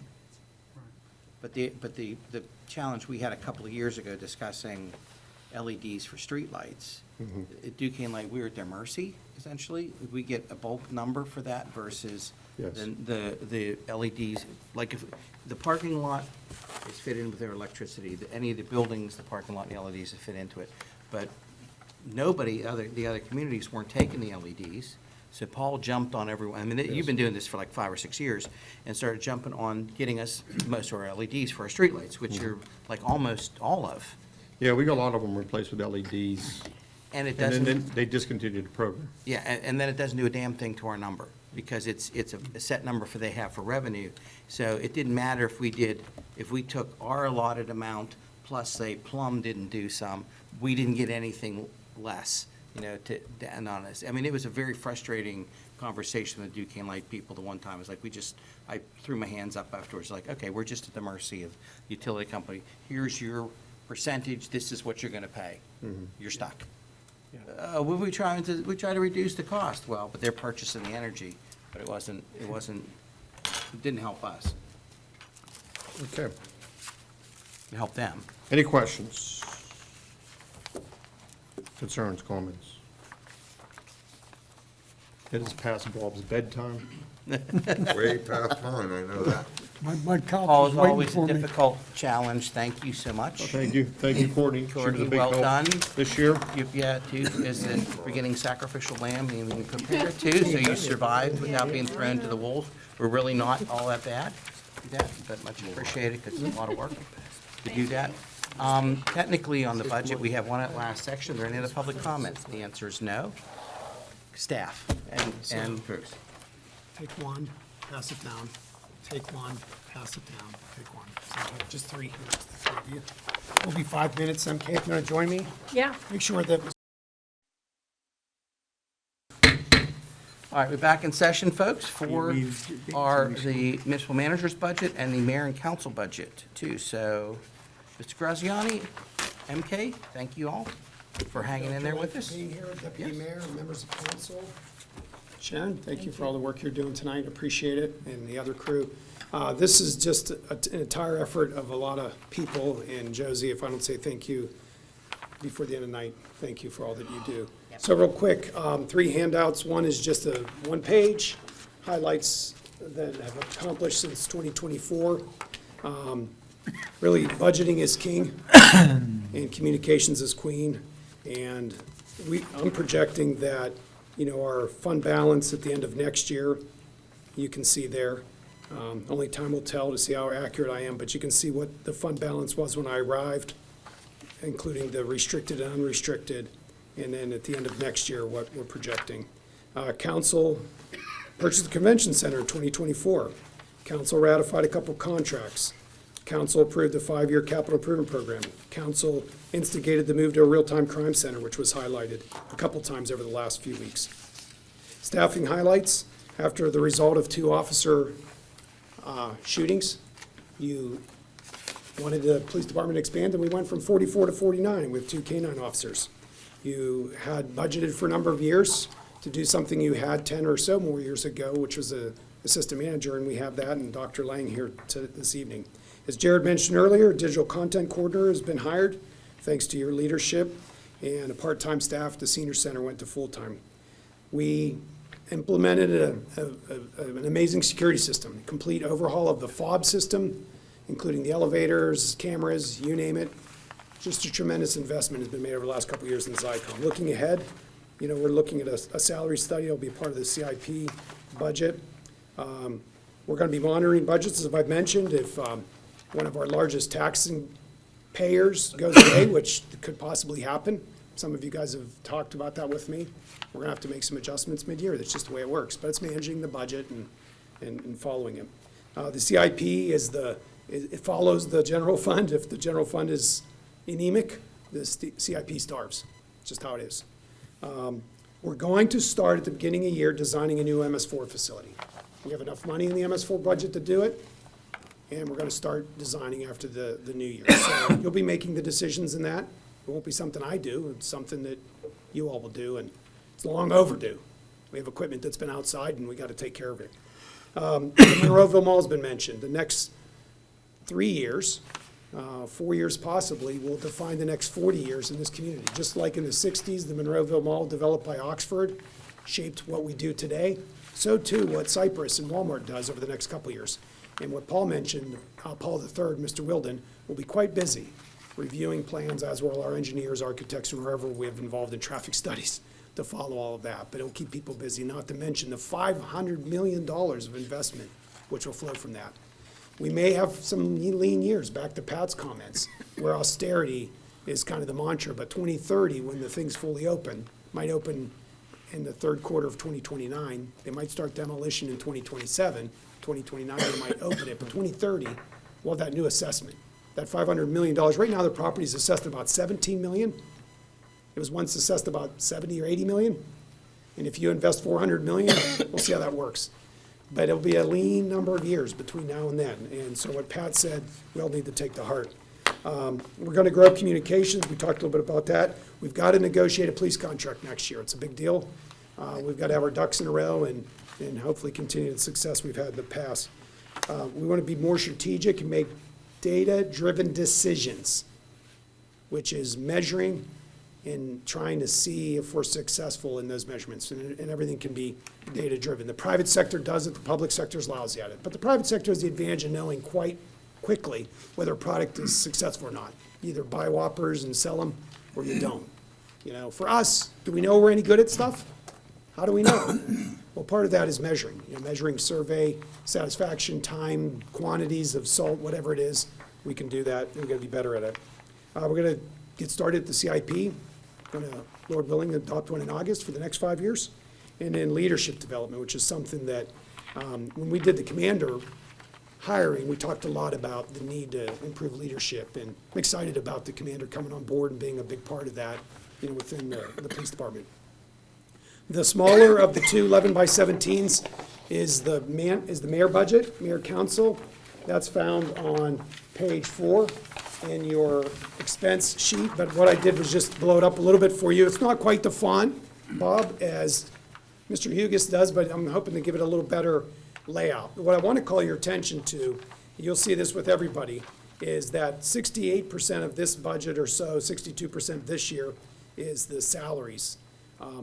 The salaries of the council member and the mayor have not changed for at least the last 20-some years. It's been a long time since those are adjusted. They don't get adjusted quite often. We do have part-time employees. We've talked about those, and we give you the number at the hourly rate. And of course, we have to make Social Security and Medicare contributions with that. But for the most part, if you were to want to add more to the 4th of July, you can see that bottom budget there, 0, 1, 400, 530, contribution and gifts. You might want to circle that. Back to Mr. Stevenson's comments earlier.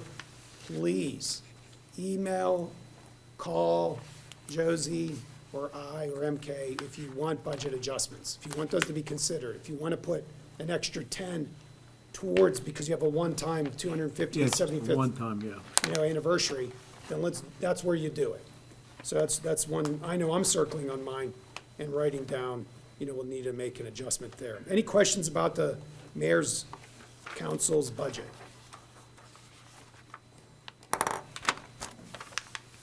Are you saying it's 30,000, that would be part of the 75th celebration? That's why the big increase on the contributions, gifts, and grants?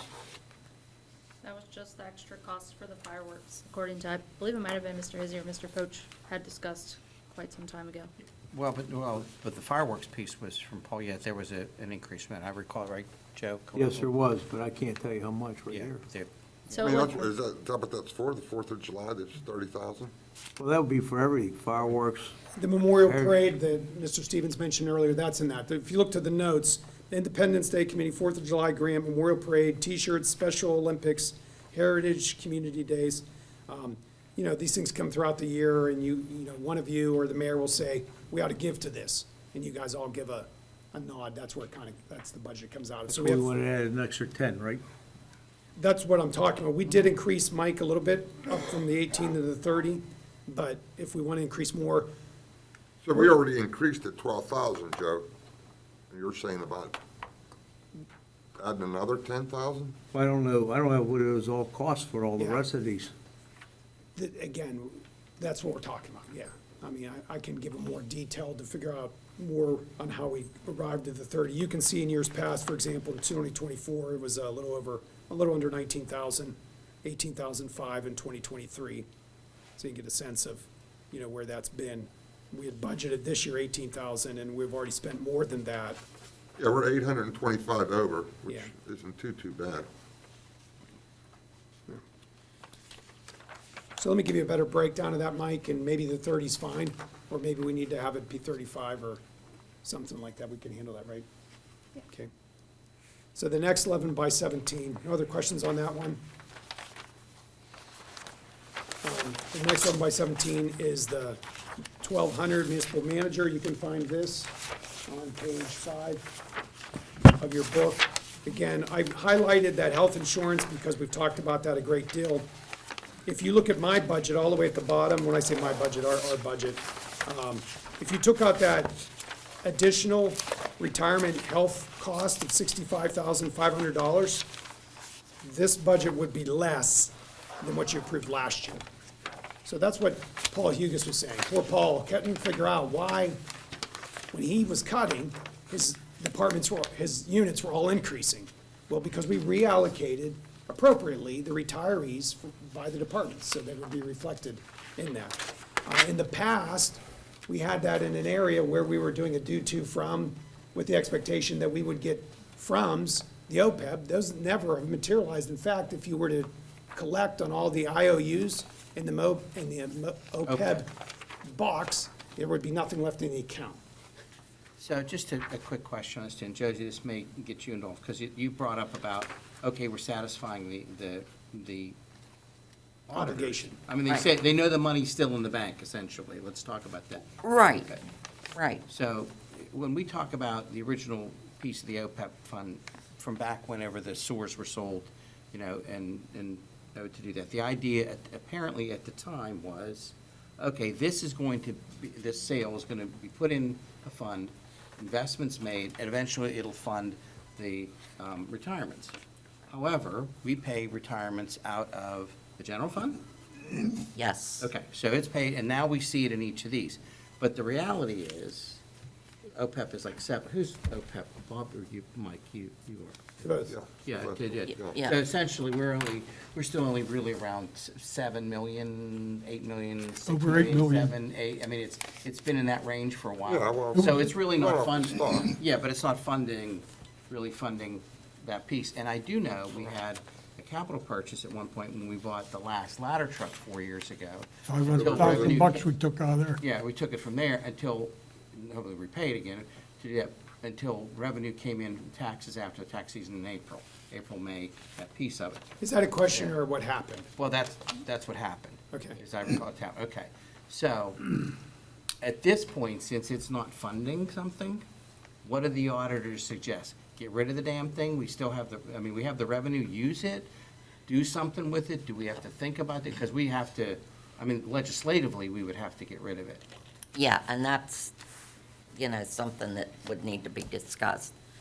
What's the auditors also? But we already talked to the auditor, everything was good. There was nothing, No, when he got sent his letter, he suggested that if we're not going to fund the OPEB fund, we're not going to would probably have to put a couple $1 million in each year in addition to the $2+ million that we spend on retiree insurance.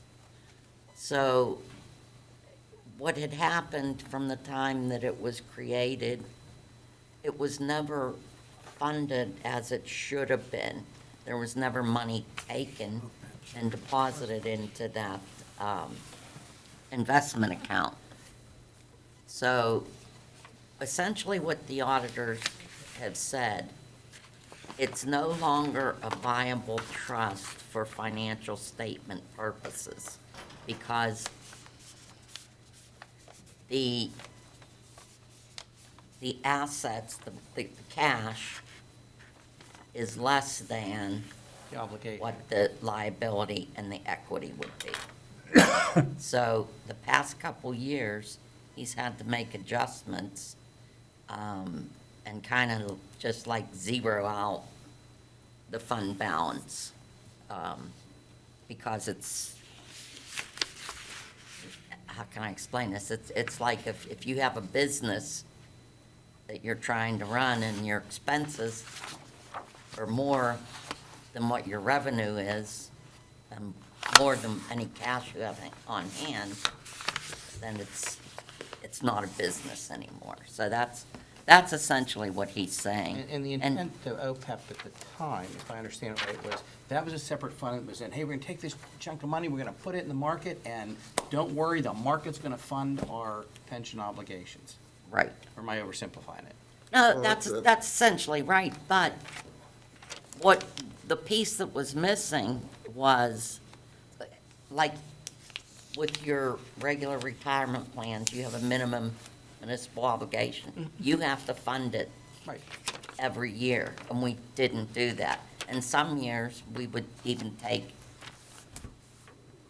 earnings for the plan to take it back. Because the fact is, there's a receivable on the general fund from the OPEB fund. And for that to be paid off, there would be no more OPEB fund. That's what I was referring to as the IOUs, like, IOU money. We call it a due to from. The due to, the general fund, from the OPEB exceeds the total value of the OPEB. But we have, what, $8 million in there? Yes. A little better than that. And if we do away with this, what are we gonna do with the $8 million?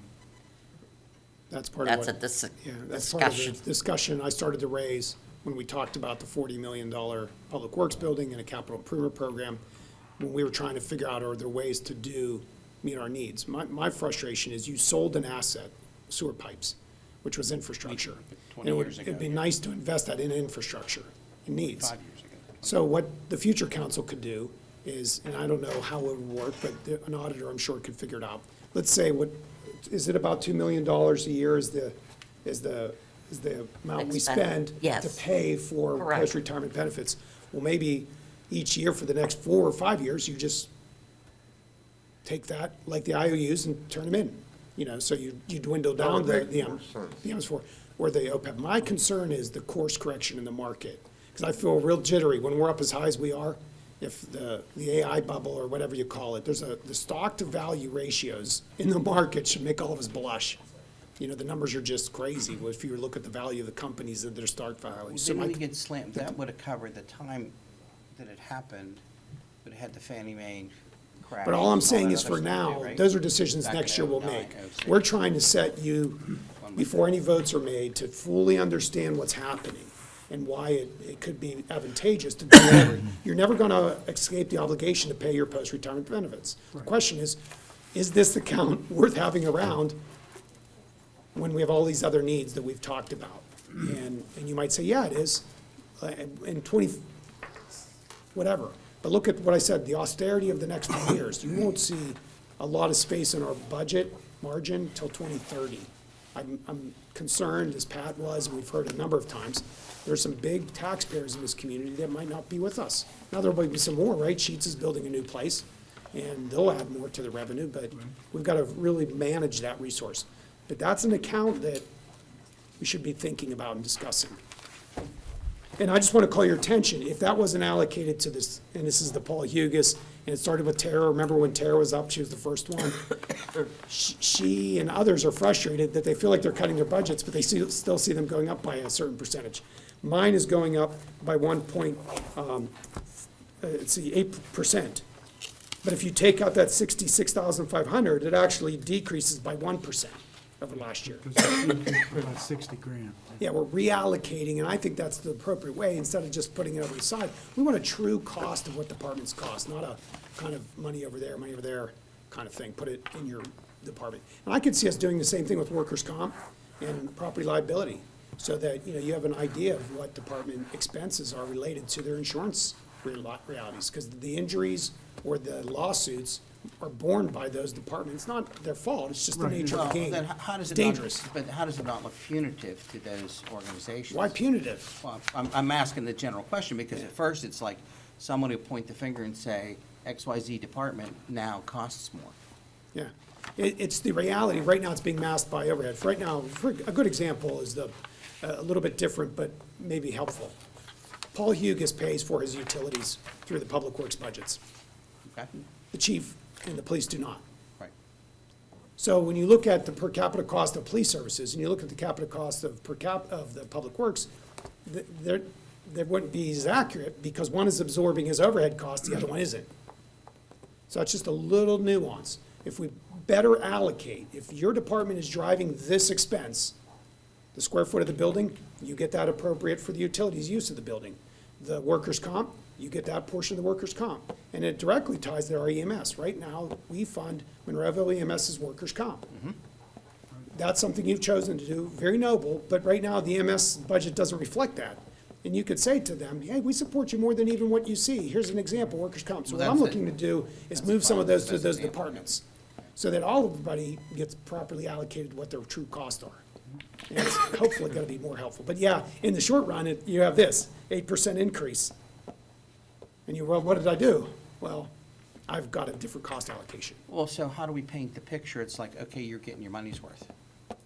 So, for example, let's use law enforcement. We just talked about tonight where we had a lot of liability insurance has gone up. There's been, cases against it. So now that number is gonna go up, and we're gonna, oh my goodness, the police cost us X so much more. So, do we want it? It'd be silly to say we have not said, this group has not said, we wanted anything, in fact, we wanted more, coverage in the police department, and more increase in value for services. So, I mean, I'm just trying to paint the right picture to everyone and said, we're getting our money's worth. You are getting your money's worth, right? Because it's a peace of mind. Safety is a state of mind. It's hard to measure. I talked about data-driven decisions. Maybe the increase of arrest is good because there's more enforcement. Like, for example, pulling people over for traffic violations. And then a couple years of that investment may result in a decrease of traffic violations because you've got the word out and people are obeying the law, which is what you want. And it was back to your code question with grass and how many of the citations. By fully staffing through the code department, we've written a lot more citations, but we're getting, in essence, more compliance. We hope that word gets around and people start doing it, so we have to write less citations. So we're gonna have to be nuanced about that, but it's a state of mind. Your investments, which are good, should be fully reflected. To have this kind of security that we have here, it costs money, and it includes the insurances to cover the liabilities or the expenses related to I know of anecdotal stories that people say, oh, you've added 5 new policemen, all of a sudden the crime statistics go up because they're out enthusiastically enforcing the law. I mean, that's an anecdotal story. Let me do another thing. You have two charities. They're both providing for poor children. You all want to make sure your dollar does not go to admin. You want your dollars to go to programming. Now, what do you want? You just want the nonprofit to be truthful. If the programming costs are here, they should be real. Don't put them in admin and vice versa. Like, don't minimize your admin to make you feel better as a donor. I don't want my taxpayers to feel better. I want them to have accurate accounting. I want them to know, what does it cost to do police? What's the liability? What's the workers' comp? What's the true cost? Not something that kind of diminishes it. I want it to be apples to apples, really. Like I said, one department is eating all of their, like the senior center, they have utility costs. Library, they have utility costs. Our police don't. Why not? Because we haven't done the math to figure out the square foot of this building and just divide a bill and allocate it to their account. We separate a lot of things. Now, Josie may not be happy about a lot of things, but, they go to this department and that department as they get allocated. That is true cost. That's the transparency we gotta have. We're not looking to make people happy. We're looking to be accurate. Just like you would with a nonprofit. You want to give the one that has the least amount of admin overhead and has the most amount of program You don't want effect. to- you don't We're want to- proud of the program expenses we have. Police are program expenses. So we shouldn't shy away from wanting it to be accurately reflecting the true cost of policing. That building, this part of the building they have is a 24/7 operation. They use it. They're there all the time. All right. So that sort of explains where we've been going, and the challenge then before us and council will be, what do we do about OPEB? What do we do with that fund? Where do we put it in place? Because it's existing up and down on the stock market. It's never going to meet entirely what it intended for. That's going to completely fund The all the obligations pension are about obligations. 40-some million. Right. 42, maybe? Somewhere around there. Yeah, and we're about 8 million. And unless you want to, like Josie said, for the next 20 years, contribute an additional $2 million to it to get it fully funded, you know, maybe you just move on and make a good decision with that, that amount that has been invested and so I forth. mean, that is a pension plan funds from in Allegheny County, I hear it all the time from some of the smaller communities. That's the thing that gets them in trouble. They're like, don't worry, we'll pay it next year. Don't worry, we'll put it in next year, to do that, because you cannot, there's nothing, I don't think there's anything that says you have to fully fund it all of the time. Yeah, from the state No, regulation. It's we got the city in Act 47 a number of years Right. ago. They didn't, because they only had one funded pension fund, and that was the fire one, because it's funded from foreign fire relief money. It wasn't funded by any of their other, pension contributions or two. So that was just one example at the time. So I just wanted to review that. There's certainly the legal budget that we've talked about, the next couple pages, or a couple pages over. I don't, if you have any questions about that. Let's see, page 9. The Department of Law. 9 is where you can see, that's a combination of our solicitor, labor attorneys. Civil service, for example, is done by the Campbell Durant. When we have labor issues related to grievances that go to arbitration, Campbell Durant, we utilize them. When we go into our police contract negotiations, they'll be involved in that as well. But most of that is, Mr. Ratcher, and I can't say enough of good things about Bob. I mean, he gets it done. He works hard. He takes care of us, I think, very well. We're well served by his services. So, any questions about that particular fund? Last comments till next Tuesday. We're literally trying to move the budget, the USS Monroeville budget. It's an aircraft carrier in size, in a little different direction. So it is a work in progress. If it wasn't for Josie and Dr. Lang, I don't know where we would be, probably a year behind where we're at now. This is work in progress. I'm excited about what we're beginning to do. It's going to be graphically better. It's going to be written better, verbally better, and it's going to be numbers better. We're going to work on all three. Some of us are number peoples. We like spreadsheets. Others are readers. They just want to read the budget. And others like the graphs, the charts, the pie charts. And I think you're going to see a lot of that. And we talked about helping Josie's department out to support all of us by going to a new accounting system that will more natively produce the kind of things we need to do to get better budgets going. So between now and next week, please get adjustments to us. Between next week and the 9th, please get adjustments to us. We're legally allowed to, once we've advertised a budget, make adjustments. There's a kind of a general rule of thumb. You don't want to increase or decrease the department by 10% or the overall budget by 10%, but I don't think we have anything to worry about. You add 100,000 here or take away 200,000 there, you're not going to move on a $42 million, $41 million budget 10%. You'd have to do literally $4 or $5 million changes to make us have to re-advertise. Once the numbers we've advertised, we're fine to move up and down as you guys see fit. And I apologize if I was defensive about things. I don't mind you changing anything. And if you want to take the hard job of cutting money out, go for it. And if you think you find more revenue, please add it. We'll take it. All right. Questions for mayor, managers, staff? Anything else? There you go. Bill, anything else? Good, okay, for in there as well. So folks, if there are no other questions, I actually don't have to ask for a, I can just adjourn the meeting. Thank you.